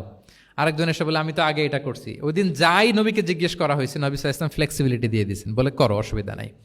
তো ওই যে দাঁড়িয়ে তিনি মাসালা বলতেছেন, পেছনে ছিল ফদল ইবনে আব্বাস, ছোট ছোট সাহাবী, তরুণ। তো খাসাআম গোত্রের এক নারী আসছিল একটা মাসালা জিজ্ঞেস করতে, and she was a very beautiful lady, বেশ সুন্দরী ছিল। তো এসে রাসূল সাল্লাল্লাহু আলাইহি ওয়াসাল্লামকে যখন প্রশ্ন করতেছে, ফদল ইবনে আব্বাসের নারীর দিকে তাকায় আছে, এবং ওই নারীও ফদল ইবনে আব্বাসের দিকে তাকায় আছে। রাসূল সাল্লাল্লাহু আলাইহি ওয়াসাল্লাম উত্তরও দিচ্ছেন, আবার খেয়াল করতেছেন যে চোখাচোখি হয়ে যাচ্ছে। যখনই তিনি অবজার্ভ করলেন যে ফদল ইজ ক্রসিং দ্য লিমিট, একবার চোখ পড়তে পারে, তারপর তো নামিয়ে ফেলতে হবে, সে যখন তাকিয়ে আছে, নারীও তাকিয়ে আছে, তখন রাসূল সাল্লাল্লাহু আলাইহি ওয়াসাল্লাম কি করলেন? ওয়াজআলান নবী সাল্লাল্লাহু আলাইহি ওয়াসাল্লাম ইয়াসরিফু ওয়াজহাল ফদলি ইলা শিক্কিল আখার, সাথে সাথে ফদলকে বললেন, ফদল ওইদিকে না, এইদিকে তাকাও। এটা সরাসরি হাদিসের অনুবাদ করে শোনাচ্ছি, আমার পক্ষ থেকে না, আমি বুখারীর হাদিস। ফাজআলা ইয়াসরিফু ওয়াজহাল ফদলি, ফদল ইবনে আব্বাসের চেহারাটা রাসূল সাল্লাল্লাহু আলাইহি ওয়াসাল্লাম ঘুরিয়ে ফেললেন যে ফদল ওইদিকে তাকানো যাবে না, এদিকে তাকাও। ফদল রাদিয়াল্লাহু তাআলা আনহু নিজেকে সামলে নিলেন। এই যে this is the point, observation. এটা কি বলে? Observation and correction. রাসূল ইসলাম, he was a very good observer, what's going on around, কি চলতেছে সব দিকে চোখ কান খোলা। বাংলায় কি বলে? বাংলায় বললে বুঝবেন ভালো, চোখ কান খোলা রাখতে হবে। তো রাসূল সাল্লাল্লাহু আলাইহি ওয়াসাল্লাম খেয়াল করলেন এবং ওনার চেহারা ঘুরিয়ে দিলেন। এভাবে তিনি কেউ ভুল করলে শুধরে দিতেন। এবং শুধরে দেওয়ার আরেকটা নিয়ম রাসূল সাল্লাল্লাহু আলাইহি ওয়াসাল্লাম, আল্লাহু আকবার, অনেক পয়েন্টস এখানে, যে কিভাবে তিনি অন্যের ভুল শুধরাতেন। কিভাবে ভুল শুধরাতেন? আমরা কিভাবে ভুল শুধরাই? বাংলাদেশের যে টেন্ডেন্সি, কেউ ভুল করলে আর মাইক্রোফোন যদি পাই যে মাহফিলে, এইবার তো পাইছি ওই বেটারে, ও কাফের, ওর দাদা কাফের, ওর 14 গোষ্ঠী কাফের, ও মারা যাওয়ার পরে যেখানে কবর দিবে ওই কবরের উপর যে ঘাস উঠবে, ওই ঘাস যে গরু খাবে, ওই গরুর দুধ যে খাবে ও কাফের। আমি জাস্ট সিনারিওটা আপনাদের সাথে শেয়ার করি যে নিয়ম হচ্ছে কি। লেটস সে আমার একজন কো স্পিকার কোনো কিছু একটা ভুল করে ফেলছে, তার জানা নাও থাকতে পারে, আবার আমারও একটা জিনিস জানা নাও থাকতে পারে। কেউ ভুল করলে শুধরানোর নিয়ম হচ্ছে সে যে ভুলটা করলো এটা যে ভুল এটা জানানো, যে অনেকে এরকম এরকম বলে, আসলে এটা ঠিক না, বরং ঠিক হচ্ছে এটা এবং এর পক্ষে দলিল হচ্ছে এটা, জাস্ট এটা বলে দেওয়া। এটা যদি বলে দেয় তাহলে কি হবে, যখন ওই যে ভুল করছে সে যখন শুনবে, তার নাম তো আর বলা হয় নাই, সে তো বুঝে যাবে এটা তো আমি ভুলটা করছি, ফলে আমি শুধরে গেলাম, ওই লোক শুধরে যাবে। আর বাকি যারা লিসেনার, শ্রোতা, তারা সবাই সতর্ক হয়ে যাবে। তাইলে যেটা উদ্দেশ্য ছিল কাউকে শুধরানো, ওটা হয়ে গেছে না? কারো নাম নেওয়া প্রয়োজন হয়েছে? বলেন তো। রাসূল সাল্লাল্লাহু আলাইহি ওয়াসাল্লাম যখন কাউকে কারেক্ট করতেন তখন কখনো কারো নাম ধরে শুধরাতেন না, কারেক্ট করতেন না। আল্লাহু আকবার। নাম ধরে শুধরাতেন না, পাছে না সে লজ্জা পেয়ে যায়, পাছে না সে বিব্রত হয় মানুষের সামনে। সুবহানাল্লাহ। অন্যের রাইটস, অন্যের ব্যক্তিত্বের ব্যাপারে কতটা মর্যাদাশীল ছিলেন। কারণ কারো নাম ধরে তো আমার শুধরানোর দরকার নেই, এটা যে ভুল সোসাইটিকে এটা জানালেই হবে। তাহলে যে ভুল করছে সে শুধরে গেল, বাকিরা সতর্ক হয়ে গেল, ঠিক না? আচ্ছা, 3 সাহাবী মিলে একবার ভাবলো রাসূল সাল্লাল্লাহু আলাইহি ওয়াসাল্লাম বাড়িতে কি কি আমল করে, আমরা একটু আম্মাজানদের জিজ্ঞেস করি, তাহলে আমরাও আমাদের আমল টামল একটু বাড়াবো। যে জিজ্ঞেস করলো যে আম্মাজানারা একটু বলেন তো উনি বাসায় কি কি ইবাদত করে, কতটুকু কোরআন পড়ে, তাহাজ্জুদ কেমনে পড়ে। আম্মাজানরা বর্ণনা দিলেন।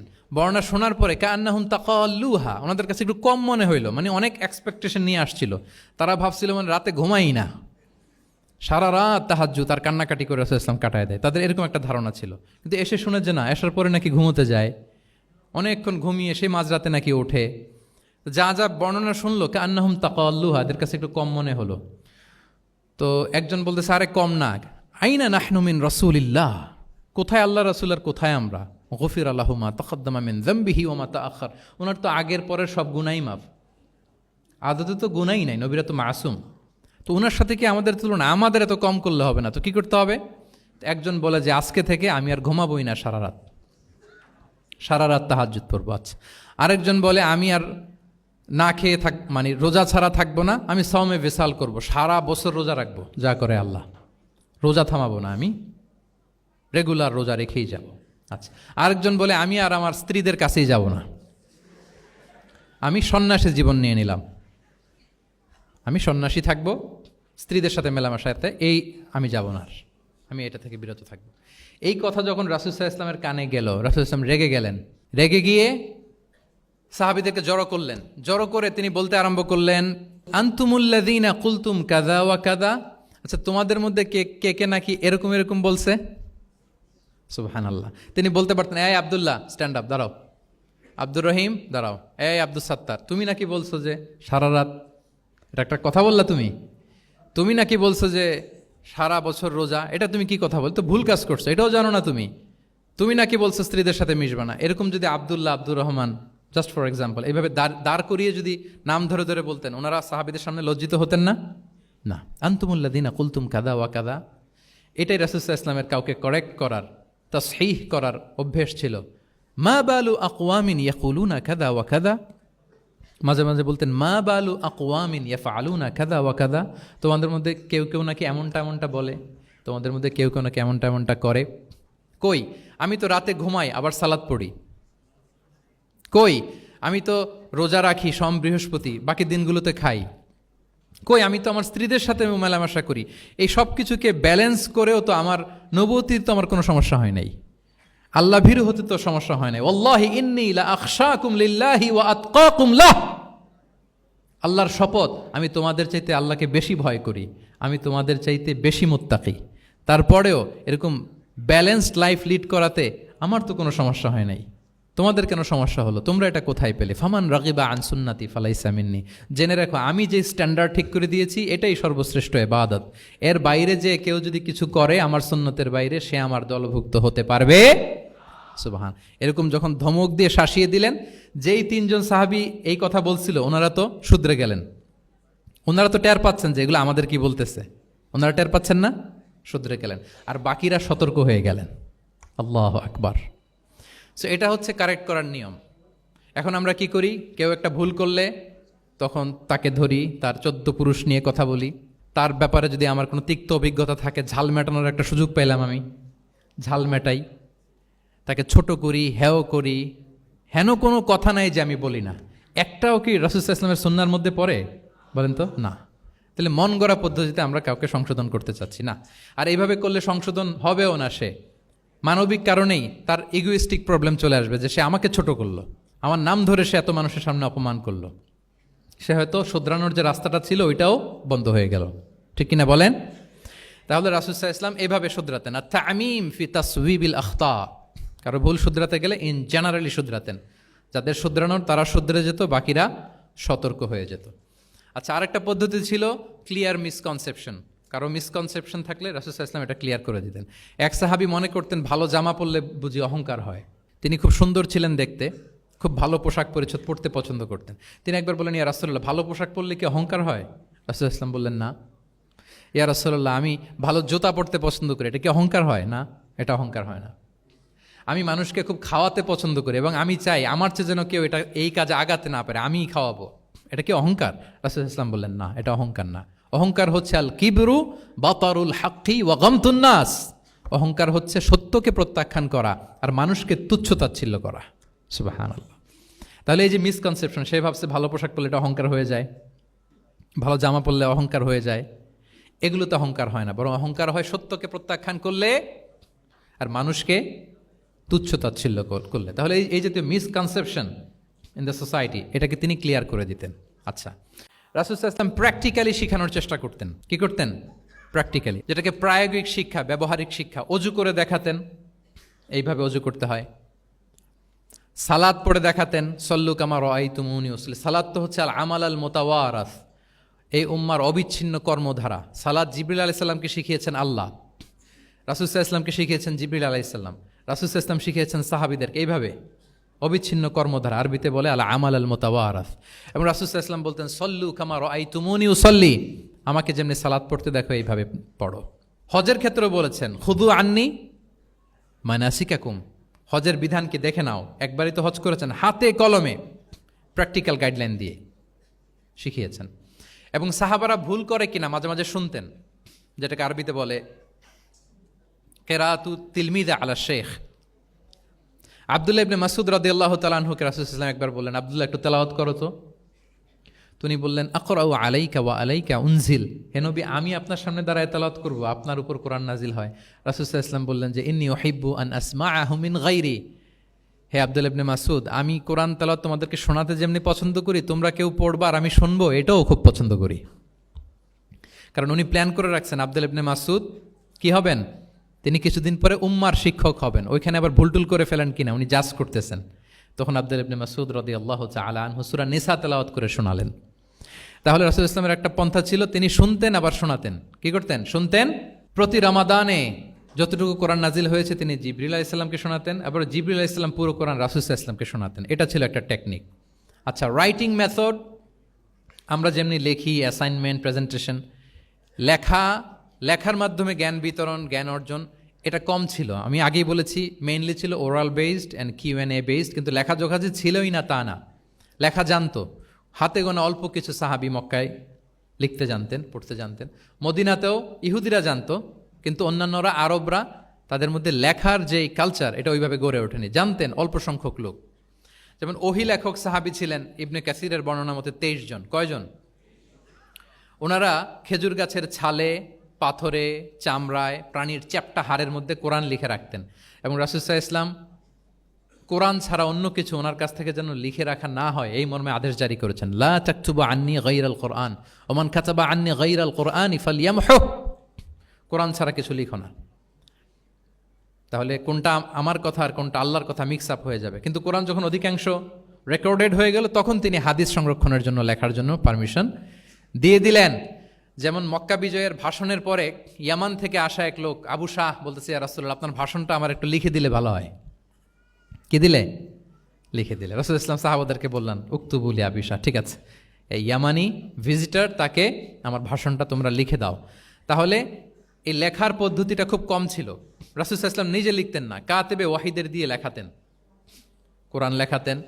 সপ্তম হিজরিতে যখন সুপার পাওয়ারদেরকে চিঠি লিখিয়েছিলেন, কাতেবে ওয়াহিদদেরকে দিয়ে চিঠি লিখিয়েছেন, এটা রাসূল ইসলাম করতেন। আচ্ছা, সফট স্কিল ডেভেলপমেন্টের ব্যাপারে রাসূল ইসলাম উদ্বুদ্ধ করেছেন। লার্নিং ফরেন ল্যাঙ্গুয়েজ, যেটা কমিউনিকেশন স্কিল, ভাষা জানা, এটা খুব জরুরি। আরবি, ইংরেজি, বাংলা, তিনটা ভাষা জানেন কে কে? দেখি ছাত্রদের মধ্যে প্যারালাল, লাইক নেটিভ আর নেয়ার নেটিভ, 5-7 জন আছে না? ল্যাঙ্গুয়েজ আরও ভালো জানতে হবে।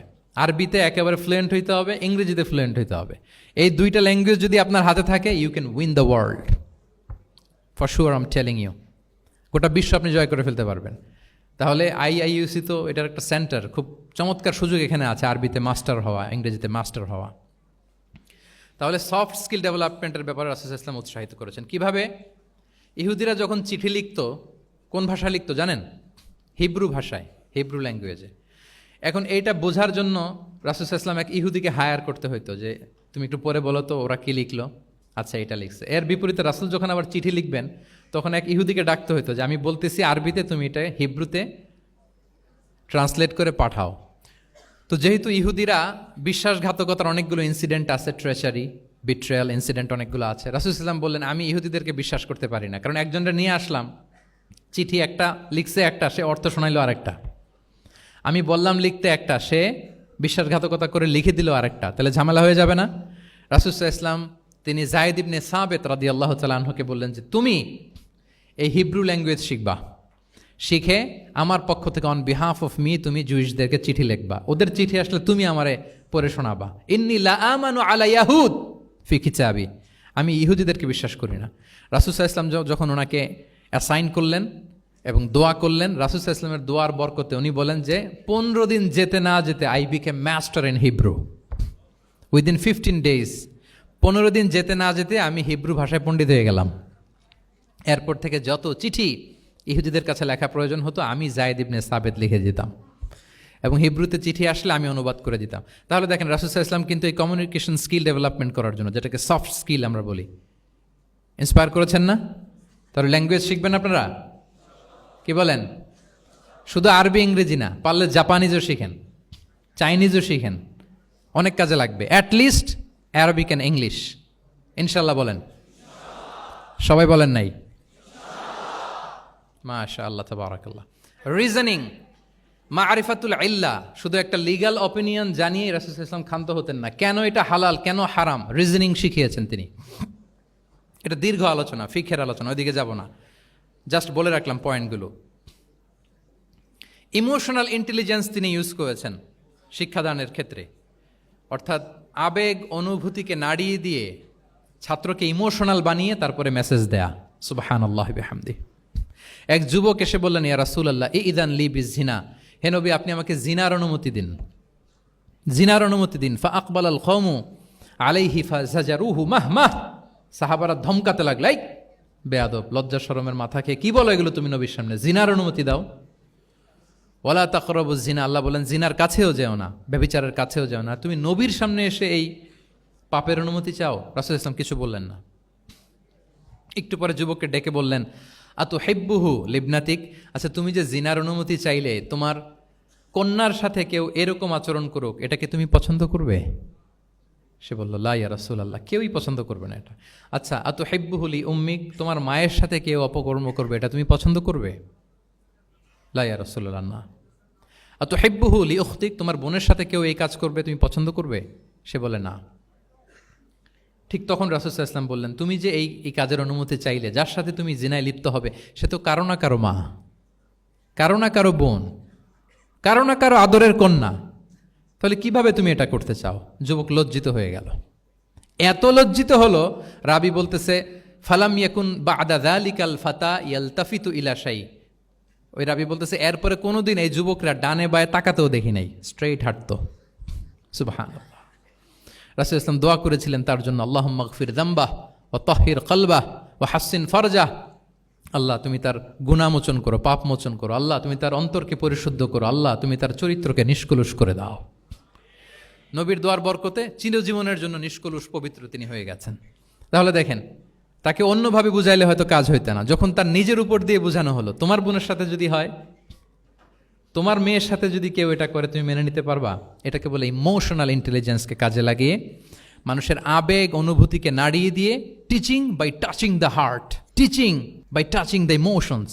ওরে ইবনে আবি সালামা তিনি বলেন, একবার রাসূল সাল্লাল্লাহু আলাইহি ওয়াসাল্লামের কোলে বসে, ছোটবেলায় কোলে বসার সৌভাগ্য আমার হয়েছিল, এবং আমাদেরকে খাবার দেয়া হলো। তো তিনি ছোট মানুষ, একবার এদিক থেকে খায় ওদিক থেকে খায়। রাসূল সাল্লাল্লাহু আলাইহি ওয়াসাল্লাম বললেন, ইয়া গোলাম, হে শিশু, সাম্মিল্লাহ, বিসমিল্লাহ বলো, ওকুল বিয়ামিনিক, বা হাতে না ডান হাতে খাও। দেখেন ছোটদেরকে কীভাবে শেখাতেন, তারবিয়া, চাইল্ড তারবিয়া। ওয়াকুল মিম্মা ইয়ালিক, তোমার সামনে যেটা আছে ওইটা খাও, এদিক থেকে ওদিক থেকে, চারদিক থেকে নিও না। রাবি বলেন যে ফামা ঝালা তিলকা তু'মাতু বাদু, উনি বলতেছেন এরপর থেকে আজীবন আমার খাওয়ার স্টাইল এটাই হয়ে গেছে। নবীর ওই কথা আমার কানে ঘন্টার মতো বাজে। খাওয়া শুরু করলেই আগে আমি বিসমিল্লাহ বলি, ডান হাত দিয়ে নেই, আর আমার সামনে যেটা আছে ওইটা থেকে খাওয়া শুরু করি। দেখেন চাইল্ড তারবিয়া কীভাবে করতেন। তাহলে এটিকেটস অফ হ্যাভিং ফুড কীভাবে খাবে রাসূল ইসলাম শিখালেন। আপনারা জানেন যে হাশিমি খানদান, মানে বনু হাশিমদের জন্য জাকাতের সম্পদ খাওয়া, রাসূল ইসলামের বংশের জন্য জাকাতের সম্পদ খাওয়া হারাম।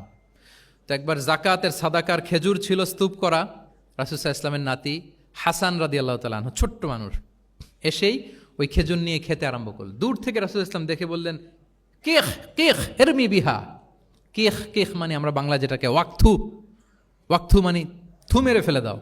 এটা বলে তিনি হাসান রাদিয়াল্লাহু তাআলা আনহুর মুখ থেকে খেজুরটা বের করলেন আর বললেন, আলা তা'লাম আন্না লা নাকুলু সাদাকা, মানে নানা ভাই, আদরের নানা ভাই, তুমি কি জানো না আমরা সাদাকার সম্পদ খেতে পারি না, তাড়াতাড়ি ফেলে দাও। মুখ থেকে টেনে যে খেজুরটা নিয়েছিলেন হাসান রাদিয়াল্লাহু তাআলা আনহু, সেটাকে রাসূল সাল্লাল্লাহু আলাইহি ওয়াসাল্লাম বের করে দিলেন।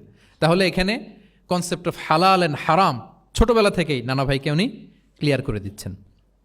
আব্দুল্লাহ ইবনে আব্বাস রাদিয়াল্লাহু তাআলা আনহু রাসূল সাল্লাল্লাহু আলাইহি ওয়াসাল্লামের কি ছিলেন সম্পর্কে বলেন, কি ছিল? সবাই বলেন আওয়াজ করে। কাজিন, চাচাতো ভাই। আরেকটা সম্পর্ক ছিল রাসূল সাল্লাল্লাহু আলাইহি ওয়াসাল্লাম ওনার, আর কি হইতো? খালু মাইমুনা বিনতুল হারিস রাদিয়াল্লাহু তাআলা আনহা, তিনি ছিলেন আব্দুল্লাহ ইবনে আব্বাসের খালা। আর যেহেতু রাসূল ইসলাম বিয়ে করেছিলেন, ফলে রাসূল ইসলাম ওনার সম্পর্কের আরেক সম্পর্কে কি হয়? খালু। তো উনি খুব ছোট ছিলেন, এত ছোট যে রাসূল ইসলাম যখন ইন্তেকাল করেন তখন ওনার বয়স ছিল 13। আব্দুল্লাহ ইবনে আব্বাসের বয়স তখন কত? 13। তো ফলে ছোট মানুষ প্রায় খালার বাসায় রাতে থাকতো এবং রাসূল ইসলামের আশেপাশে ঘুমাতো। একবার রাসূল ইসলাম ওয়াশরুম করতে গেলেন দূরে, এবং রাসূল ইসলামের অভ্যেস ছিল ওয়াশরুম সেরে এসেই অজু করতেন। তো উনি এসে দেখে ওনার অজুর পাত্রে কে যেন পানি রেখে দিচ্ছে। জিজ্ঞেস করলেন কে রেখেছে? বলা হলো যে আব্দুল্লাহ ইবনে আব্বাস রেখেছে। রাসূল ইসলাম এত খুশি হলেন যে এখন যে আমার এটা দরকার, ছোট্ট আব্দুল্লাহ এটা বুঝে ফেললো।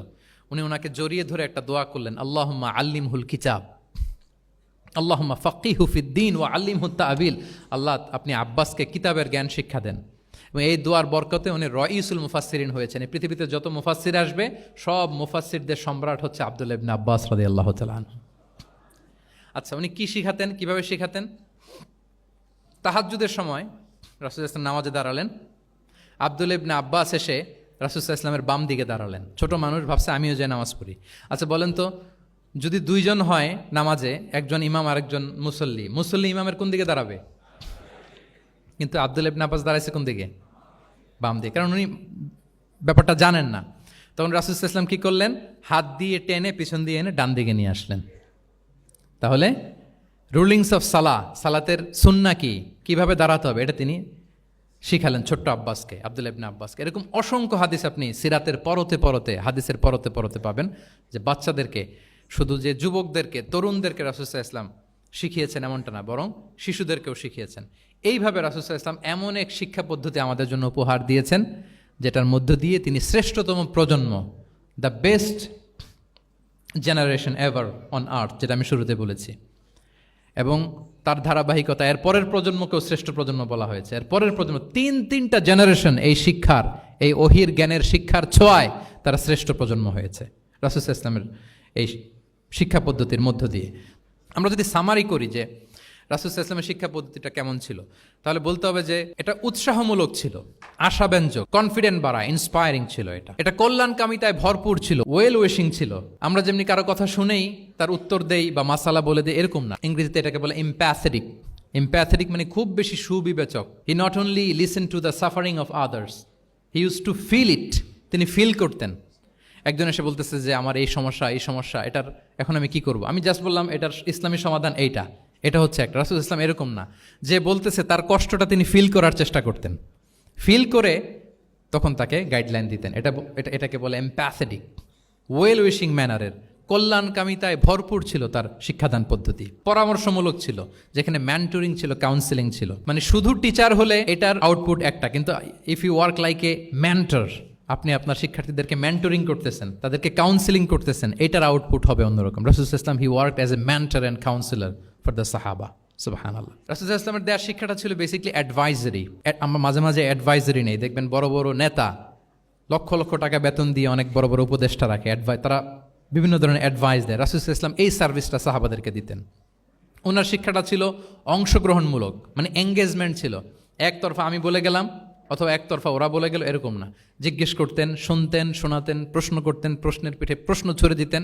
ইন্টারেক্টিভ ছিল, পার্টিসিপেটরি ছিল, অংশগ্রহণমূলক। এটাকে আমরা মানে ক্লাসিক স্কলাররা যেটাকে বলে সহবা, কি বলে? আমরা বলি না যে সহবতের বড় প্রয়োজন? রাসূল সাল্লাল্লাহু আলাইহি ওয়াসাল্লামের সহবতে মূলত ওনারা নলেজটা অর্জন করেছিলেন। পার্টিসিপেটরি ছিল, এঙ্গেজমেন্ট ছিল। এবং আমরা উল্লেখ করেছি যে Q&A বেস ছিল, প্রশ্নোত্তরমূলক, ওরাল ছিল, যৌক্তিক ছিল, র্যাশনাল, রিজনিং শিখাতেন। কেন এটা হালাল, কেন হারাম, কেন এটা ডুজ অ্যান্ড কেন এটা ডোন্টস, এটা রাসূল সাল্লাল্লাহু আলাইহি ওয়াসাল্লাম বলেছেন। এবং হি use two prioritise the youth in training and grooming. বিশেষ করে বয়স্ক সাহাবাদের থেকে যুবকদেরকে বেশি প্রায়োরিটি দিতেন তালিমের ক্ষেত্রে, তারবিয়ার ক্ষেত্রে, কারণ তারাই উম্মাকে লিড দেবে।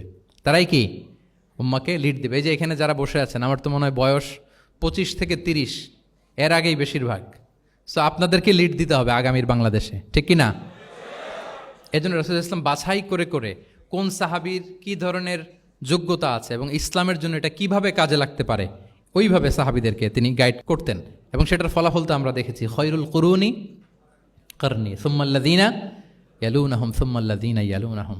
এই ওহির জ্ঞানের স্পর্শে, এই শিক্ষার, এই তালিমের স্পর্শে তারা শ্রেষ্ঠ প্রজন্ম হয়েছেন। এবং তার পরের প্রজন্ম তিনটা প্রজন্মকে তিনি শ্রেষ্ঠ প্রজন্ম বলে ঘোষণা দিয়েছেন। আমি আর দীর্ঘায়িত করব না। আমরা যদি রাসূল সাল্লাল্লাহু আলাইহি ওয়াসাল্লামের আনিত এই শিক্ষা পদ্ধতি আমাদের শিক্ষা ব্যবস্থার মধ্যে ইনক্লুড করতে পারি, তাহলে আমরাও আমাদের প্রজন্মকে ওইরকম শ্রেষ্ঠ প্রজন্ম হিসেবে গড়ে তুলতে পারবো ইনশাআল্লাহ বিইذনিল্লাহ। আওয়াজ করে সবাই পড়ে ইনশাআল্লাহ বিইذনিল্লাহ। আমি সবাইকে আবারও অন্তরের অন্তঃস্থল থেকে শুকরিয়া জানাই। Discourse on prophetic teaching methodology এই শিরোনামের আলোচনা প্রায় 1.5 ঘন্টা যাবৎ খুব মনোযোগের সাথে আপনারা শুনেছেন। আল্লাহ তাআলা আপনাদের সবাইকে কবুল করুন, আপনাদেরকে ভালো রাখুন, ঈমানের সাথে রাখুন। আমি অথরিটিকে আবারও অন্তরের অন্তঃস্থল থেকে ধন্যবাদ এবং মোবারকবাদ জানিয়ে আমার এই সংক্ষিপ্ত আলোচনা এখানেই শেষ করছি। হাযা মা ইনদি ওয়াল ইলমু ইনদাল্লাহি আলাইহি তাওয়াক্কালতু ওয়া ইলাইহি উনীব। আসসালামু আলাইকুম ওয়া রাহমাতুল্লাহি ওয়া বারাকাতুহু।